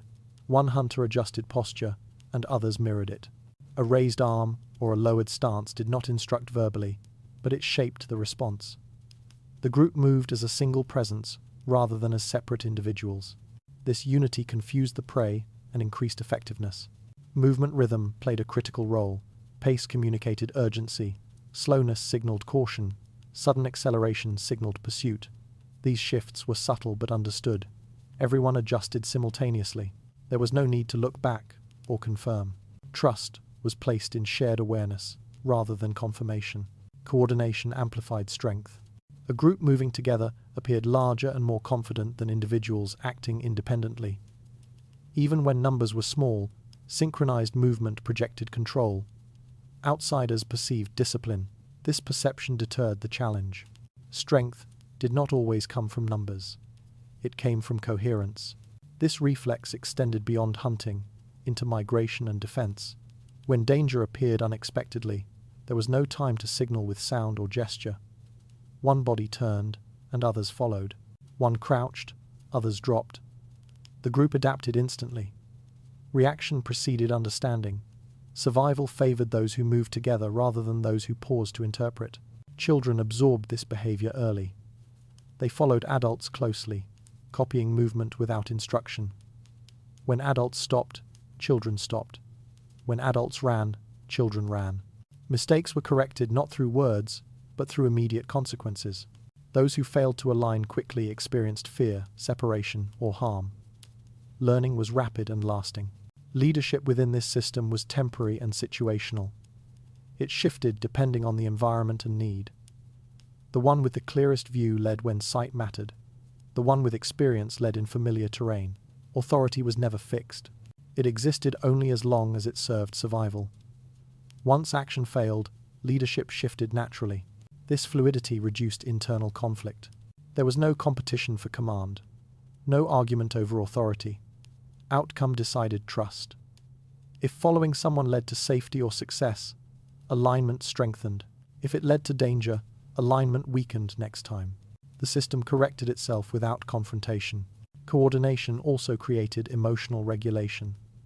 Panic spread quickly through the movement, but calm did as well.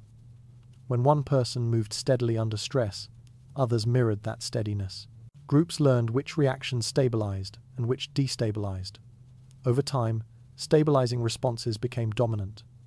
Panic did not disappear, but it was managed through imitation. Observation was constant. Members watched one another's posture, breathing, and timing. Small changes mattered. A pause longer than usual could signal danger. A shift in stance could signal readiness. These cues were read without conscious thought. Awareness was distributed across the group. Outsiders often misunderstood this system. From a distance, coordinated groups appeared planned and disciplined, even when movement was spontaneous. This illusion created an advantage. Opponents hesitated, assuming strength and organization. Coordination masked vulnerability. Terrain shaped these reflexes. Dense environments required tighter alignment.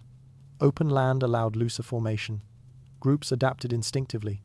Those who failed to adjust exposed themselves to the threat. Movement patterns evolved alongside the environment without instruction. Coordination also enabled deception. A group could retreat together, then turn suddenly. A synchronized stop could confuse pursuers. These tactics did not require discussion. They emerged from shared expectation and reflex. Surprise favored those who moved as one. Over generations, these behaviors hardened into habit. They were passed down not through teaching, but through observation. Each generation inherited a way of moving together. These habits preserved life. Those who lacked them disappeared. When language eventually emerged, this reflex coordination did not vanish. Humans still follow movement in crowds. Panic still spreads through motion. Calm still stabilizes when mirrored. These instincts persist because they were essential long before words existed. The prehistoric world relied entirely on this system. Without speech, coordination replaced command. Without hierarchy, action replaced authority. Survival belonged to those who aligned quickly and consistently. The idea that early humans lived chaotically ignores this precision. Their coordination was refined by constant exposure to danger. Mistakes were punished immediately. What remained was efficiency shaped by consequence. Reflex-based cooperation shaped social structure. It determined who was trusted, who was followed, and how groups responded to threats. It allowed individuals to act as a cohesive whole rather than scattered bodies. Movement itself became governance. Action directed response. Observation replaced instruction. The group survived because it moved together without needing explanation. Shared movement turned reaction into unity and observation into command. As coordination replaced instruction, leadership emerged through action alone. Certain groups survived not because they planned better, but because they aligned faster. Protection did not rely on warning cries, shouted commands, or deliberate signals. In moments of danger, prehistoric groups often reacted before any sound could be formed. Bodies moved almost at the same time, guided by shared instinct rather than instruction. What appeared as coordination was not planned behavior, but intuition shaped slowly by repetition, memory, and survival. This instinctive protection developed because danger rarely announced itself. Predators emerged suddenly. Rival groups appeared without warning. Environmental threats, such as falling rocks or rushing animals, allowed no time for explanation. In these moments, thinking was slower than reacting. The body moved first. One person tensed, and others sensed it immediately. Fear traveled through posture, breathing, and proximity, not through sound. Groups that survived long periods were those that reacted together without hesitation.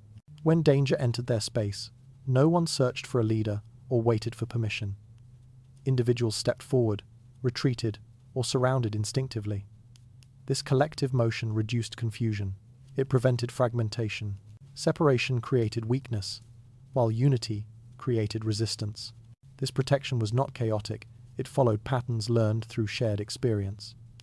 Group members spent most of their lives close to one another. They slept nearby, moved together, and worked side by side. Over time, they learned each other's physical signals deeply. A change in muscle tension, a shift in weight, or a sudden stillness carried meaning. These signals were not interpreted consciously, they were felt. When one person moved suddenly toward a threat, others followed without doubt. When one crouched, others lowered themselves. These responses were immediate. Hesitation increases risk. Acting together mattered more than acting correctly. A unified mistake was often safer than an individual correct response that broke the group apart. Instinctive protection was especially visible during surprise attacks. Predators relied on speed and shock. Rival groups relied on confusion. Groups that froze or scattered lost members. Groups that closed ranks created noise, movement, and resistance. This reaction did not require planning. It emerged from shared fear and shared memory. The absence of language strengthened this instinct. Without words to explain or delay, attention remained sharp. Individuals watched one another constantly. They learned to read fear in faces and bodies before danger was visible. Fear became a shared signal rather than a personal feeling. It prepared the entire group at once. Children absorbed this instinct early. They learned to follow movement automatically. When adults ran, they ran. When adults stopped, they stopped. There was no explanation. Survival required imitation. Those who hesitated experienced fear, separation, or danger immediately. Learning was fast and permanent. This instinctive defense reduced the need for deliberate planning. Groups did not rehearse defense strategies verbally. They practiced through daily risk exposure. Each encounter refined the response. Mistakes were corrected through consequence. Successful reactions were reinforced through survival. Understanding mattered more than instruction. Group members did not need to be told what to do. They needed to sense when to act. This understanding came from trust built over time. Trust was not spoken. It was proven repeatedly in moments of danger. Strong groups were not those that made the most noise or displayed the most symbols. They were those who sensed danger early and reacted collectively. Silence did not weaken them. It sharpened awareness. Without noise, attention remained focused on movement and proximity. This instinct also regulated internal behavior. Individuals who repeatedly failed to align with group reactions became risks. Their hesitation endangered others. Over time, groups adjusted naturally. Those who reacted quickly were trusted. Those who panicked or froze were watched closely or pushed to the margins. Territorial defense depended heavily on this intuition. When boundaries were crossed, the group did not debate a response. Bodies moved inward, forming a barrier. This movement happened without instruction. Outsiders sensed resistance immediately. Many confrontations ended at this stage, without physical violence. Instinctive protection extended to injury. When one member fell or was attacked, others moved to shield or retrieve them without direction. The response was immediate. The group valued cohesion over individual safety. Leaving someone behind weakened the whole and increased future risk.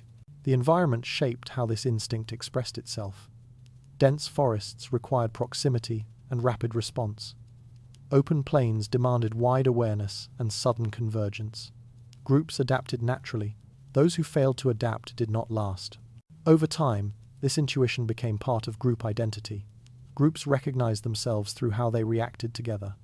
Trust was measured by speed and alignment. Belonging was proven in danger, not through speech or symbols. As language eventually developed, this instinct did not disappear. Humans still react to sudden danger. Crowds still move before understanding forms. Panic and protection spread through motion and feeling rather than explanation. These behaviors remain because they worked for thousands of years. The prehistoric world depended on this system completely. Without commands, protection emerged through shared awareness. Without language, survival relied on sensing rather than speaking. Groups that understood one another deeply required no instruction. This instinct blurred the line between individual and group. Reaction belonged to everyone. Responsibility was shared. Survival became collective rather than personal. The idea that early humans required planning or hierarchy to protect themselves misunderstands this reality. Their strength came from intuition refined by experience. They protected one another because they felt danger together at the same moment. Protection did not begin with words or signals. It began with bodies responding as one. Instinct replaced strategy. Understanding replaced instruction. Survival rewarded those who reacted together. Protection emerged through shared instinct rather than spoken command. As danger triggered a collective movement, understanding replaced explanation. The strongest groups were those that sensed a threat before anyone needed to speak. Totems emerged as authority without voice, gesture, or movement. In a world where language had not yet formed, power needed a shape that could remain after people moved on. Stones stacked with care, animal skulls placed deliberately, objects hung from branches all served this role. These were not decorations. They were statements left behind, meant to be seen, recognized, and respected. Raising a stone structure required effort and coordination. It could not be dismissed as an accident. One stone might mean nothing, but several balanced together suggested planning and control. Height mattered. Balance mattered. The more deliberate the construction, the stronger the message it carried. Anyone encountering such a structure understood that someone had claimed the space with intention. Animal remains added a deeper layer of meaning. Skulls, horns, and bones carried memories of death and survival. They reminded observers that animals had been killed there and that the killers were capable. These remains were not hidden. They were displayed openly, connecting the place to violence without reenacting it. Fear did not need explanation. The presence of bone was enough. Objects hung from trees worked similarly. They marked boundaries clearly and visibly. Suspended items caught light and movement, drawing attention even from a distance. Wind caused them to shift slightly, making them hard to ignore. These markers warned outsiders before they stepped too far. They created awareness early, reducing surprise and confrontation. Totems functioned as invisible barriers. There were no walls or fences, yet movement slowed naturally when one appeared. Crossing a marked space felt different from entering open land. The body reacted before the mind reasoned. Caution replaced curiosity. This reaction did not need to be taught. It was learned through experience and reinforced by consequence. Respect for these symbols developed gradually. Groups learned that marked spaces were defended. Those who ignored the signs often faced resistance or danger. Over time, the symbol itself became enough. Conflict was avoided because the meaning was clear. Totems reduced the need for constant guarding. Authority was delegated to objects. Within the group, these symbols reinforced unity. They represented shared history, survival, and effort. Members recognized their own markers instantly. Seeing them brought reassurance. It confirmed belonging and control. A marked place felt safer than an unmarked one. The land itself appeared to stand with the group. Children learned this system early.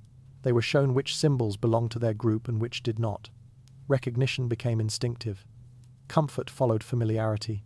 Fear followed difference. This learning required no explanation. Reaction was enough. The symbol taught without words. Totems also preserved memory across time. They reminded groups of past hunts, victories, or losses.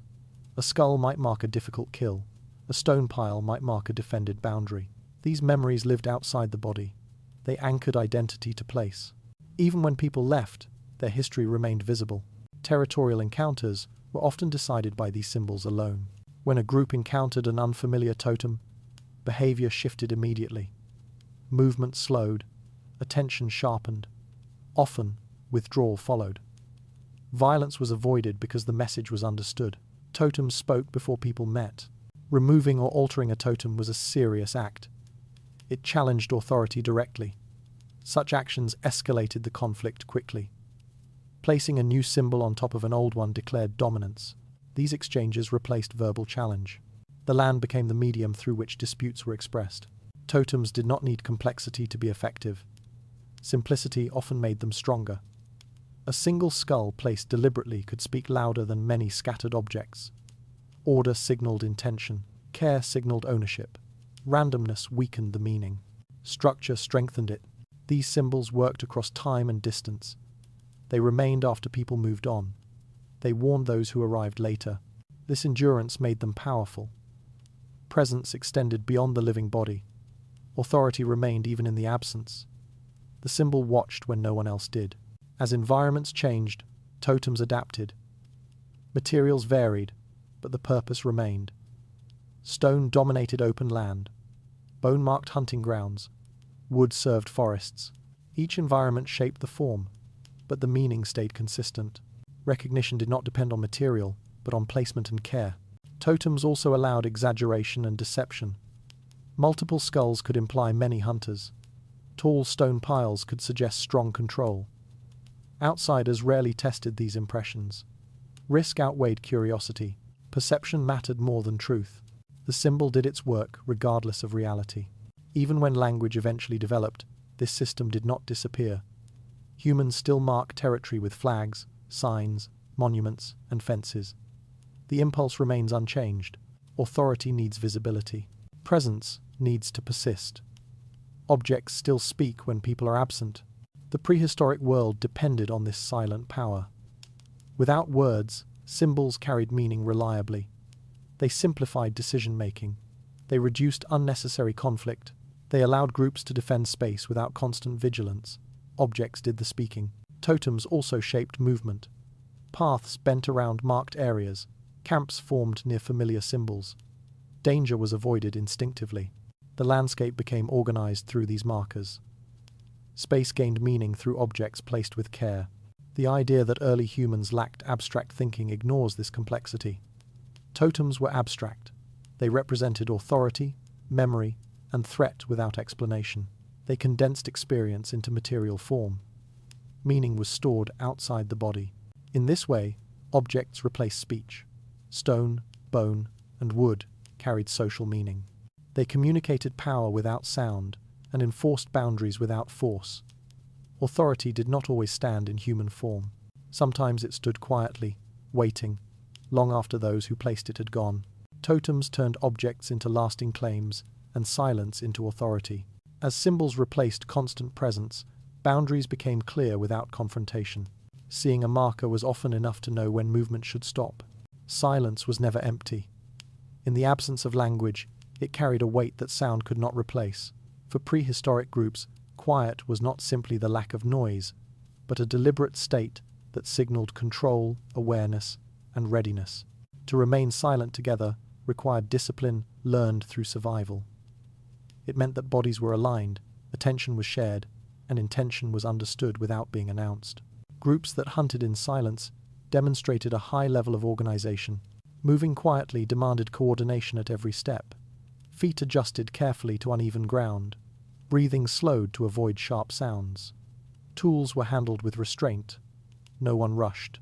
Silence meant everyone knew when to move and when to stop without instruction. One careless sound could undo hours of tracking. Quiet was proof that the group trusted one another and understood the same rules. Silence reduces mistakes. Sound traveled farther than sight and exposed position instantly.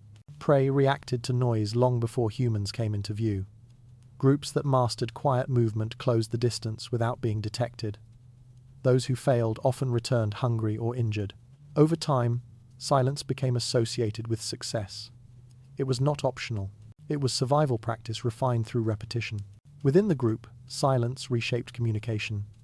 When sound disappeared, observation intensified. People watched posture, balance, and timing more closely. A pause replaced a signal. A still body replaced a warning. This sharpened awareness strengthened cohesion. Everyone became responsible not only for themselves, but for maintaining the shared quiet. Breaking the silence was not a personal mistake. It endangered everyone. Silence also functioned as a sign of strength. A group that could move quietly was disciplined. A group that could remain silent under stress was dangerous. Noise suggested loss of control. Silence suggested readiness. This distinction mattered deeply during encounters with outsiders. Loud groups revealed their presence and intention. Silent groups concealed both. A silent stranger was often more frightening than a noisy one. Noise provided information. Silence removed it. When someone moved without sound, their intention became unpredictable. Was the stranger observing, preparing, or waiting? Without cues, imagination filled the gap. Fear grew from uncertainty rather than the threat itself. Groups treated silent outsiders with extreme caution. Territorial spaces amplified this effect. A quiet boundary felt watched even if no one was visible. Silence implied that observers might be hidden nearby. Outsiders slowed instinctively. Movement became careful. Often, they withdrew without confrontation. Silence protected territory without effort or display. Silence also shaped hierarchy. Those who could maintain calm and quiet under pressure earned trust. Panic revealed itself through noise. Calm preserved silence. Groups learned quickly who stayed in control when danger appeared. These individuals were followed instinctively. Leadership emerged through restraint rather than assertion. Children learned the meaning of silence early. They were not told why quiet mattered. They learned through reaction. When adults froze and fell silent, children copied them. Noise in these moments brought immediate correction. Fear taught faster than explanation. Silence became associated with safety and attention. Maintaining silence required effort. It demanded control over impulse and fear. This control strengthened group discipline. Individuals who struggled to remain quiet became liabilities. Over time, groups adapted. Those who mastered silence remained central. Those who could not were pushed to the edges, where risk could be contained. In confrontation, silence often created more pressure than sound. Shouting revealed position and intention. Silence concealed both. A group that stayed quiet forced opponents to act without information. This imbalance favored those who waited. Tension built as uncertainty increased. Many conflicts ended without violence because silence was too unsettling to challenge. Silence also allowed deception. Groups could appear absent while remaining nearby. Fires could be extinguished. Movement could stop. Outsiders misread emptiness and relaxed. When movement resumed, the advantage shifted instantly. Silence controlled timing. The environment responded differently to silence. Without human noise, other sounds became clearer. Footsteps of animals, wind shifts, movement of leaves. Groups that practiced silence learned to listen to the land itself. This expanded awareness beyond the group and increased survival. Silence shaped emotional bonds. Shared quiet created trust. It meant relying on others to act when needed, without prompting. Being silent together required belief in mutual awareness. This trust strengthened cohesion more deeply than constant signaling ever could. Silence conserved energy. Shouting exhausted and attracted attention. Noise invited conflict. Quiet preserved strength and reduced exposure. Groups that valued silence endured longer. Their actions were deliberate. Their responses were measured. They did not waste effort on unnecessary display. As language eventually emerged, silence retained its power. Humans still associate quiet with tension, control, and threat. Silence still unsettles more than noise in many situations. These reactions persist because they are ancient and deeply embedded. The prehistoric world depended on silence as an active tool. It was used to hunt, to defend, and to intimidate. Silence was not passivity. It was a restraint. It was readiness held back rather than released. Understanding silence required patience and attention. Those who listened survived. Those who made noise exposed themselves. Over generations, silence became associated with competence and authority rather than absence. Silence did not mean inaction. It meant action delayed until the right moment. It meant power controlled rather than displayed. Groups that understood this survived longer and lost fewer members. In this way, silence became one of the most effective forms of communication available. It conveyed discipline, threat, and awareness without sound. It shaped behavior through what was not said or heard. Silence spoke through absence. It demanded attention. It forced others to decide whether to approach or retreat without reassurance. Silence turned restraint into authority and quiet into pressure. As groups learned to act without sound, uncertainty replaced display as a weapon. What was not heard often shaped decisions more than anything that was shouted. Movement itself became a message long before speech or symbols existed. In the prehistoric world, the way a group moved through space communicated intention more clearly than any sound could. Formation was not decoration. It was a decision made visible. Bodies arranged in certain patterns told others whether the group was hunting, defending, passing through, or preparing to confront. Moving in a single line was one of the earliest and most practical formations. It allowed groups to pass through narrow terrain, dense forest, or rocky paths without confusion. Each person followed the steps of the one ahead, reducing noise and leaving a clear route back. This formation signaled caution. It suggested that the group was focused on movement rather than confrontation. Outsiders who saw a line moving steadily understood that the group was traveling with purpose, not seeking conflict. A horizontal line carried a very different meaning. When bodies were spread out side by side, they occupied more space and blocked passage. This formation was used to protect territory, surround prey, or deter an approach. It made the group appear larger and more organized. Anyone facing such a line understood that crossing would not be easy. The formation itself warned without threat. The curved or crescent formation carried yet another message. By forming an arc, the group created the illusion of encirclement. This shape was often used in hunting, but it also appeared in territorial defense. It suggested preparation and control. The open center invited movement, while the curved edges limited escape. Outsiders sensed danger immediately, even if they could not explain why. Protecting the center was a constant priority. Weaker members, children, injured individuals, or valuable items were placed in the middle. Stronger or more alert, members moved along the edges or front. This arrangement was not discussed. It was understood. Movement patterns revealed responsibility and trust. Those on the outside accepted a higher risk. Those in the center were protected. Alternating positions reinforced this system. Individuals rotated between inner and outer roles depending on fatigue, terrain, and threat level. These changes happened smoothly during the movement. No one needed to announce the shift. A body slowed. Another moved forward. The formation adjusted naturally. This flexibility kept the group responsive and balanced. These formations also communicated hierarchy without titles. Leaders often positioned themselves where vision mattered most, at the front or edge. Others watched their movement closely. When the direction changed, the formation followed.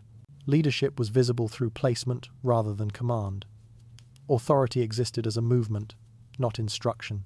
For outsiders, reading these formations was instinctive. A loose, scattered group suggested vulnerability. A tight, deliberate formation suggested readiness. Groups judged one another before contact. Decisions to approach, avoid, or prepare for defense were often made based on movement alone. Territorial intent was especially clear through formation. A group moving straight through an area without spreading out signaled passage, not claim. A group slowly, widening, and circling signaled occupation. The land was read through bodies. Space was claimed through how it was filled. Formation also regulated internal behavior. Members learned where they belonged in different situations. Drifting out of position created risk. Staying aligned maintained safety. Over time, this discipline became instinctive. Bodies returned to familiar places without conscious thought. Children learned these patterns early. They watched where adults walked and copied them. They learned not to break formation. Mistakes were corrected immediately, through fear or separation. Learning was physical, not verbal. The body remembered where it belonged. Formation controlled noise and visibility. Certain patterns minimized sound, others maximized presence. Groups chose formations based on need. Silence and visibility were tools adjusted through movement rather than equipment. The formation decided how the group was perceived. These movement patterns also allowed deception. A group could appear larger by spreading out, or smaller by compressing. They could suggest retreat by narrowing, then expanding suddenly. Outsiders often reacted too late. Formation shaped expectation. The land influenced formation choice. Narrow paths forced lines. Open plains encouraged arcs or spreads. Dense forest favored close grouping. Groups adapted instinctively. Those who failed to adjust exposed themselves to danger. Formation evolved through experience. Over time, these patterns became predictable within the group and recognizable to others. Familiar formations reassured allies. Unfamiliar ones triggered caution. Movement became a shared language across groups, even without shared identity. When language eventually emerged, these movement patterns did not disappear. Humans still read crowds through formation. Lines suggest order. Circles suggest protection. Scattered movements suggest disorder. These interpretations persist because they are ancient. The prehistoric world relied heavily on this silent system. Without words, formation replaced explanation. It allowed groups to coordinate, defend, and communicate intent without revealing details. It reduced the need for confrontation by making intentions clear early. Movement through space was never neutral. Every step carried meaning. Every position suggested a role. Formation turned bodies into symbols that shifted with terrain and threat. In this way, walking became communication. The ground recorded intention through footprints and paths, while observers read meaning through shape and spacing. Groups spoke through movement, long before they spoke through sound. Understanding formation required attention and experience. Those who read it well avoided danger. Those who ignored it walked into conflict. Survival rewarded those who noticed how others moved. Formation was not a strategy discussed around a fire. It was instinct, shaped by consequence. It was remembered through muscle rather than thought. The idea that early humans wandered randomly ignores this precision. Their movement was deliberate and informed by shared understanding. They communicated constantly without a sound. Movement turned space into a message and formation into an intention. As bodies arranged themselves with purpose, communication happened without signal or sound. How a group walked often mattered more than where it was going. Blood carried meaning long before it carried symbolism. In the prehistoric world, it was not treated as a metaphor or a ritual flourish. It was physical evidence. It smelled, it stained, and it lasted. When blood appeared on stone, soil, or bone, it announced that something had happened there and that someone had been strong enough to make it happen. In a world without written claims or spoken warnings, blood became one of the clearest declarations of control. The body understood blood instinctively. The scent alone triggered caution. Predators followed it. Humans noticed it. Blood meant injury, death, and recent struggle. When a group left the remains of a killed animal in a visible place, they They were not being careless. They were communicating. The carcass told outsiders that hunters were active nearby and capable of violence. It warned that approaching the area might bring confrontation. Keeping a dead animal within the territory was deliberate. Removing it would erase the message. Leaving it allowed the smell to spread and linger. Over time, scavengers reinforced the signal by gathering. Bones accumulated. The site became marked not by words, but by consequence. Anyone passing through recognized that the land was claimed through action. Blood applied directly to stone or cave walls intensified this message. Unlike footprints, which faded, stains remained. Blood soaked into porous rock and darkened surfaces. These marks could not be mistaken for natural patterns. They were irregular, deliberate, and unsettling. They suggested intention rather than accident. Using blood as a marker also required risk. To obtain it, a group had to hunt or fight. This made the signal credible. Empty warnings carried no weight. Blood demonstrated ability. It showed that the group could kill and was willing to leave proof behind. The act of marking mattered as much as the mark itself. Smearing blood on the stone was not hidden. It was placed where it would be seen. Entrance points, narrow paths, and gathering areas were chosen carefully. These locations ensured visibility. Outsiders encountered the signal before encountering the group. Blood also carried emotional impact. Seeing it triggered fear and caution without explanation. The reaction was immediate. There was no need to understand who placed it or why. The body responded before thought. This made blood a powerful deterrent. Within the group, blood markings reinforced unity. Those who participated in the kill shared responsibility. The stain represented collective action rather than individual achievement. It bound members through shared risk and effort. Everyone understood what it meant and why it mattered. Children learned the meaning of blood early. They were warned away from it through reaction rather than instruction. Adults tensed near it. Movement slowed. Voices lowered. These responses taught respect faster than explanation ever could. Blood also defined boundaries. Areas marked repeatedly became recognized limits. Groups avoided crossing them unless prepared for conflict. Over time, these boundaries stabilized movement patterns. Territory became predictable. Violence decreased because signals were clear. The permanence of blood varied, but its memory lasted longer. Even after the stains faded, the location retained significance. Stories were not needed. The body remembered the place where blood had been seen before. Avoidance became habitual. Using blood as a marker also discouraged intrusion during absence. A group did not need to remain present constantly. The mark worked in their place. It warned even when no one was watching. This allowed flexibility and reduced constant defense. Blood marks were not subtle. They were not meant to be. Subtlety belonged to silence and movement. Blood belonged to finality. It declared that violence had already occurred and could occur again.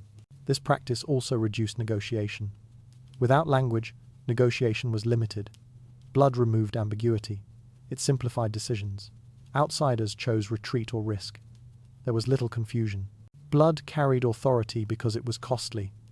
It required effort, danger, and consequence. Cheap signals were ignored. Blood could not be faked easily. It was earned. Over time, groups learned to read different blood signals. Fresh blood suggested recent activity. Dried blood suggested an established presence. Large amounts suggested strength. Small amounts suggested a warning rather than a battle. These distinctions guided behavior. Blood was also used selectively. Not every kill became a marker. Marking was strategic. It was applied where boundaries mattered most. Overuse reduced impact. Precision preserved meaning. As environments changed, the use of blood adapted. In open plains, carcasses were more visible. In forests, stains on trees or rocks are carried farther through smell. Groups learned where blood communicated best. When language eventually developed, blood did not lose its impact. Humans still associate blood with danger and ownership. Signs painted in red still warn. These reactions persist because they are ancient. Blood, as a territorial signal, reflects a world where survival depended on clarity. Ambiguity invited death. Clear warnings preserved life by preventing unnecessary conflict. This method was not symbolic in the modern sense. It was practical. It worked because bodies responded before minds questioned. It communicated across groups without a shared culture or understanding.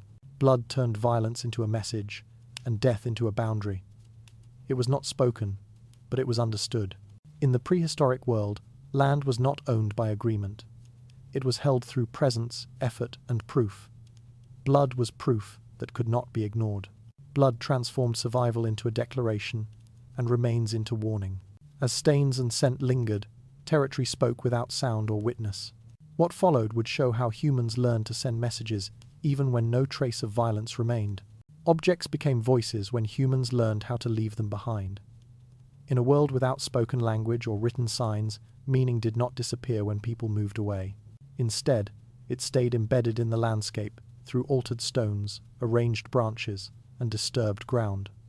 These were not random traces. They were intentional placements, designed to be read by others who shared the same habits and fears. Placing stones in unusual shapes was one of the simplest methods. A single rock turned upright where none had stood before signaled interference. A small pile suggested repeated presence. A line of stones across a narrow path implied restriction. These arrangements did not need explanation. Their difference from the surrounding terrain was enough. Anyone who noticed them understood that human hands had been there recently. Wood carried a similar meaning. Branches broken and stacked, logs leaned against trees, or poles arranged in crossing patterns disrupted the natural order. Nature rarely formed clean angles. Humans did. These unnatural shapes alerted outsiders that the area was being watched or used. Even when no people were visible, the land itself seemed occupied. Over time, specific shapes gained shared meaning within groups. A certain stack of stones might indicate danger ahead. A crossed branch could mean safe passage. These meanings were not taught through words. They were learned through repetition and consequence. When someone ignored a marker and faced danger, the lesson was immediate and remembered. These object signals allowed communication across time. A group could move on, and their message would remain. This reduced the need for constant presence. Territory could be managed without permanent occupation. Signs did the watching when people were absent. Deception became possible through these methods. Fake signs misled outsiders and rival groups. False trails created confusion. Footprints were deliberately altered or doubled back. Stones were rearranged to suggest a larger group than existed. These tricks did not require confrontation. They worked by shaping expectation. False traps were especially effective. A visible pit, covered lightly, suggested danger even if it was shallow. A crude snare placed openly warned that others might be hidden nearby. Outsiders hesitated. That hesitation gave advantage to those who understood the deception. Creating fake footprints required attention and planning. Tracks were dragged, repeated, or redirected. This effort was worthwhile because it manipulated perception. Those following the trail wasted time or walked into less favorable ground. Control came from misdirection rather than force. Within groups, these object-based signals became a form of shared code. Only those who knew the patterns could read them correctly. Outsiders saw disturbance, but did not always understand the meaning. This selective understanding strengthened group identity and safety. Children learned these codes by observing outcomes. They saw which paths were avoided and which were trusted. They learned where markers meant danger and where they meant return. The environment became a teaching tool. The durability of these signals mattered. Stones lasted longer than footprints. Wood decayed faster. Groups chose materials based on how long they wanted the message to persist. Temporary signals allowed flexibility. Permanent ones defined long-term boundaries. Object signals also reduced noise and exposure. There was no need to shout warnings or approach outsiders. The message was delivered silently. This minimized risk and conserved energy. The land itself became a shared record. Trails, piles, and marks accumulated meaning over time. Familiar paths were read like memory. Changes stood out immediately. Groups noticed when signs were altered or removed. This alerted them to the intrusion. Object-based communication also required restraint. Too many signs created clutter and confusion. Overuse weakened meaning. Groups learned to place signals selectively. Precision preserved effectiveness. The act of creating a signal carried an intention. It required stopping, observing, and deciding. This slowed movement but increased control. Those who marked carefully understood their surroundings deeply. These signals also regulated movement. Certain routes became accepted passages, others were avoided. Over time, territories stabilized through habit rather than constant conflict. Object signals allowed coordination between distant group members. Someone returning later could read what had happened in their absence. A disturbed sign indicated a change. An intact one indicated stability. Information traveled without messengers. The effectiveness of these methods depended on shared experience rather than intelligence alone. Groups that lived together longer developed more reliable codes.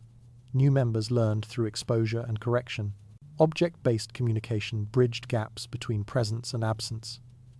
It allowed humans to shape behavior beyond immediate interaction. This was a major step in social complexity. When language eventually emerged, these practices did not vanish. Humans still leave signs, symbols, and warnings behind. We still read disturbed environments instinctively. These reactions are inherited from long reliance on silent signals. Objects replaced voices, where voices could not reach. They carried meaning across distance and time. They allowed humans to control space without being present. In this way, the environment itself became part of communication. Stones, wood, and earth acted as extensions of human intention. Meaning was embedded in matter. This method reduced direct violence. Clear signals prevented accidental intrusion. Deception avoided confrontation. Control shifted from strength to understanding. The prehistoric world demanded constant awareness. Object signals rewarded those who noticed small changes. Survival favored attention. Leaving a sign was an act of foresight. It assumed others would come later. It assumed interpretation. This reflected growing social awareness. Communication no longer requires bodies to meet. It required shared knowledge. This expanded the reach of influence. Objects spoke quietly but clearly. They warned, guided, and misled. They turned empty spaces into messages waiting to be read. Objects transformed absence into instruction and landscape into memory. As stones and branches carried intention forward, humans learned to speak without being present. What followed would reveal how action itself became the final language passed between generations. Knowledge survived not because it was spoken, but because it was repeated. In prehistoric life, nothing essential depended on explanation. Survival depended on imitation. What mattered was not what elders said, but what they did again and again in front of others.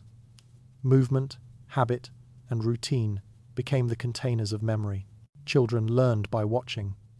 They followed adults through daily actions without understanding the reasons. They copied how stones were struck, how tools were held, how bodies moved during hunting or gathering. Mistakes were corrected through consequence rather than instruction. A wrong movement led to pain, hunger, or fear. A correct one led to safety. Learning happened through the body long before it happened through thought. There was no separation between teaching and living. Every action was a lesson simply by being visible. When an adult sharpened a tool, they did not explain angles or pressure. They repeated the motion. The child copied it. Over time, the body remembered what the mind never named. Skill lived in muscle rather than memory. This method preserved practical knowledge with remarkable accuracy. Movements refined by survival pressure were passed forward unchanged. Inefficient habits disappeared naturally because they failed. Effective ones endured because they worked. There was no need to debate or record. Reality filtered behavior automatically. Hunting techniques illustrate this clearly. A child learned where to stand by being placed there. They learned when to move by watching others move. Timing was absorbed visually.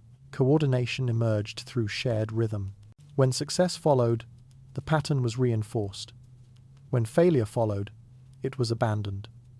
This created a silent curriculum shaped by outcome.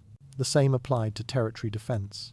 Younger members learned how to approach boundaries by watching reactions. They learned which signs meant danger and which meant safety.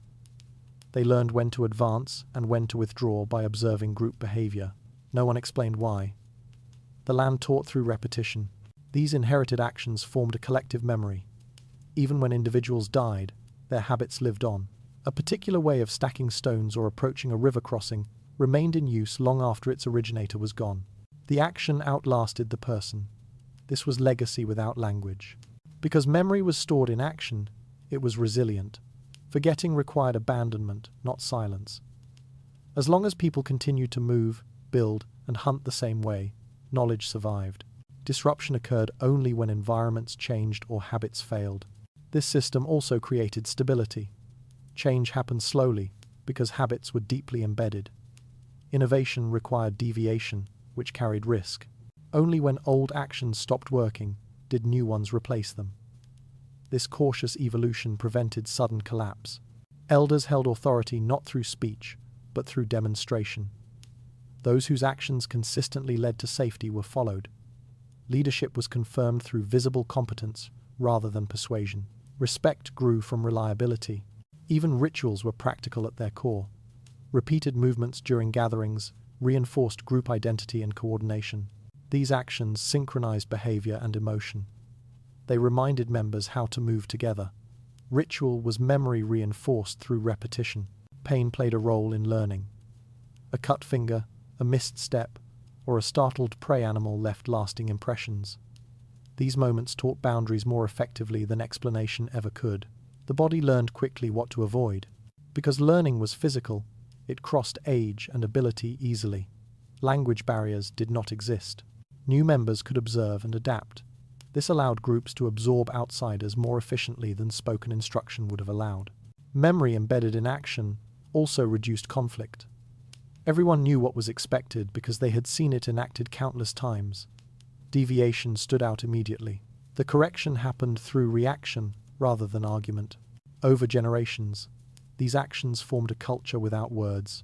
The way a group moved, hunted, marked land, or remained silent became its identity. Outsiders recognized differences through behavior alone. This form of memory did not fade easily. Even when language eventually emerged, many actions remained unchanged. Words described what bodies already knew. Language followed behavior, not the other way around. Modern humans still rely on this inheritance. Many skills are learned through demonstration rather than instruction. We trust what we see repeated. This instinct traces back to a time when action was the only archive. The prehistoric world depended on the continuity of movement. If actions were forgotten, survival failed. This pressure ensured transmission. Memory lived as long as bodies moved. There was no record to consult. There was no story to repeat. There was only repetition itself. The past survives by being reenacted daily. Action-based memory also shaped identity across time. Groups recognized themselves through familiar movement patterns. These patterns separated them from others more clearly than words ever could. When environments shifted, inherited actions adapted slowly. Some failed, others transformed.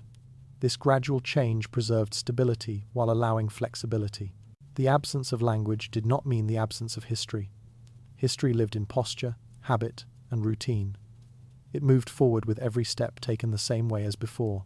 Survival knowledge did not need narration. It needed continuity. As long as hands moved the same way and feet followed familiar paths, memory remained intact. This legacy was invisible but durable. It did not depend on symbols or sound. It depended on bodies doing what they had always done. Action preserved memory when words did not exist. As movements repeated across generations, survival knowledge stayed alive without explanation. The final question is how these silent systems shaped what humans eventually called language. Before the night fully settles, it is worth slowing down and looking back at everything that existed before words.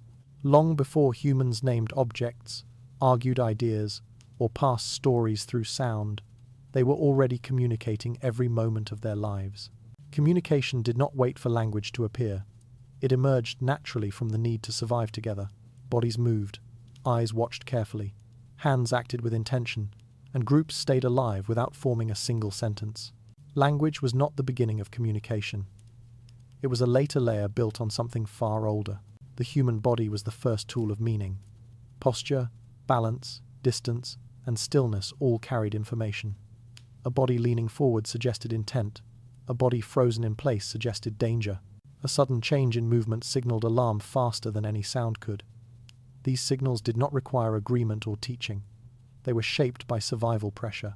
Those who misread them suffered consequences. Those who understood them lived longer and stayed connected to their group. Facial expression carried equally powerful meaning. Fear widened the eyes and tightened the muscles. Aggression hardened the jaw and focused the gaze. Calm relaxed face and softened attention. These expressions were not decorations or emotions performed for others. They were signals that transmitted internal states instantly. One glance could warn of danger, invite cooperation, or signal readiness to act. Even today, humans respond to these expressions before they process words. This response is ancient and automatic. Movement itself carried intention. When a group slowed down, stopped, spread out, or tightened formation, the meaning was clear. No announcement was needed. Plans were visible through action. A shift in walking pattern could signal caution. A change in spacing could signal defense. Behavior replaced explanation. Those who paid attention understood without confusion. Territory was communicated through presence and trace, rather than discussion. Stones placed deliberately, branches arranged unnaturally, worn paths, remains of fire, and bloodstains all served as messages. These messages worked across time and distance. A group did not need to be present to communicate control. The land itself carried the signal. Anyone who entered could read it if they knew what to look for. Silence played a central role in this system. Quiet was not emptiness, it was control. A silent group suggested discipline, awareness, and danger. Noise suggested panic or lack of coordination. Silence forced others to interpret without guidance, creating uncertainty. In many cases, silence prevented violence more effectively than aggression. It made others hesitate. Coordination within groups emerged through shared rhythm rather than instruction. Individuals learned when to move, stop, or respond by watching others closely. Leadership did not rely on command. It emerged naturally from action. Those whose movements consistently led to safety were followed. Authority came from competence, not speech. Memory survived through repetition. Skills, habits, and survival strategies were passed from one generation to the next through imitation. Children learned by watching and copying. There were no explanations, only outcomes. Actions that led to food, safety, and success were repeated. Actions that led to injury or loss were abandoned. Knowledge was preserved because it was practiced daily. This form of learning was remarkably stable. It filtered information through reality rather than belief. Ineffective behavior disappeared naturally. Effective behavior endured. Culture existed without stories or words. It lived in routine and habit. Pre-language communication was not simple or weak. It was refined, efficient, and deeply embedded. It allowed humans to coordinate complex hunts, manage territory, deceive rivals, and maintain group cohesion. It required constant awareness and sensitivity to others. Survival demanded attention. When spoken language eventually emerged, it did not replace these systems. It was layered on top of them. Words named things that bodies already understood. Speech allowed ideas to travel farther and persist longer, but it relied on foundations built through movement, expression, and action. Language expanded communication, but it did not invent it. Even now, much of human interaction remains nonverbal. A look can end a conversation. A pause can signal discomfort. A gesture can invite trust or provoke fear. These reactions happen faster than language. They bypass reasoning and go straight to instinct. This is not accidental. It is inherited. Modern society often believes that language defines intelligence. This belief overlooks the intelligence required to survive without words.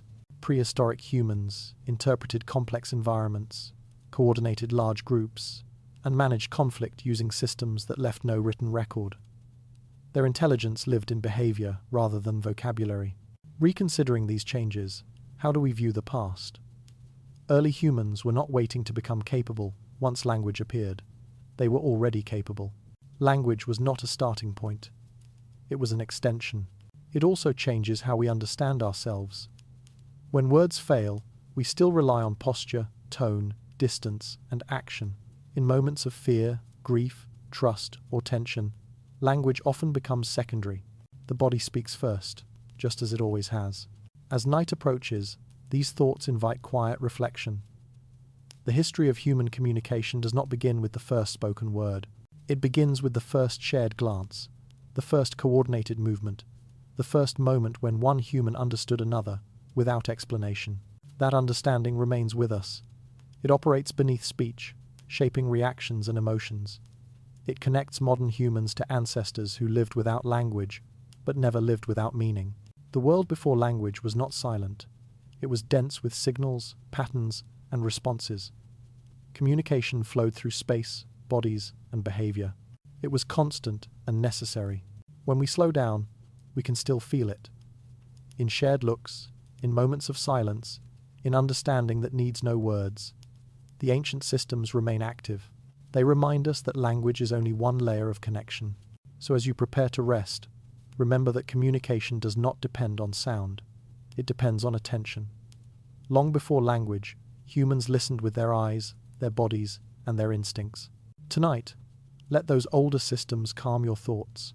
Let the quiet remind you that understanding does not always need explanation. Sometimes, it only needs presence, patience, and awareness. Good night, and rest well.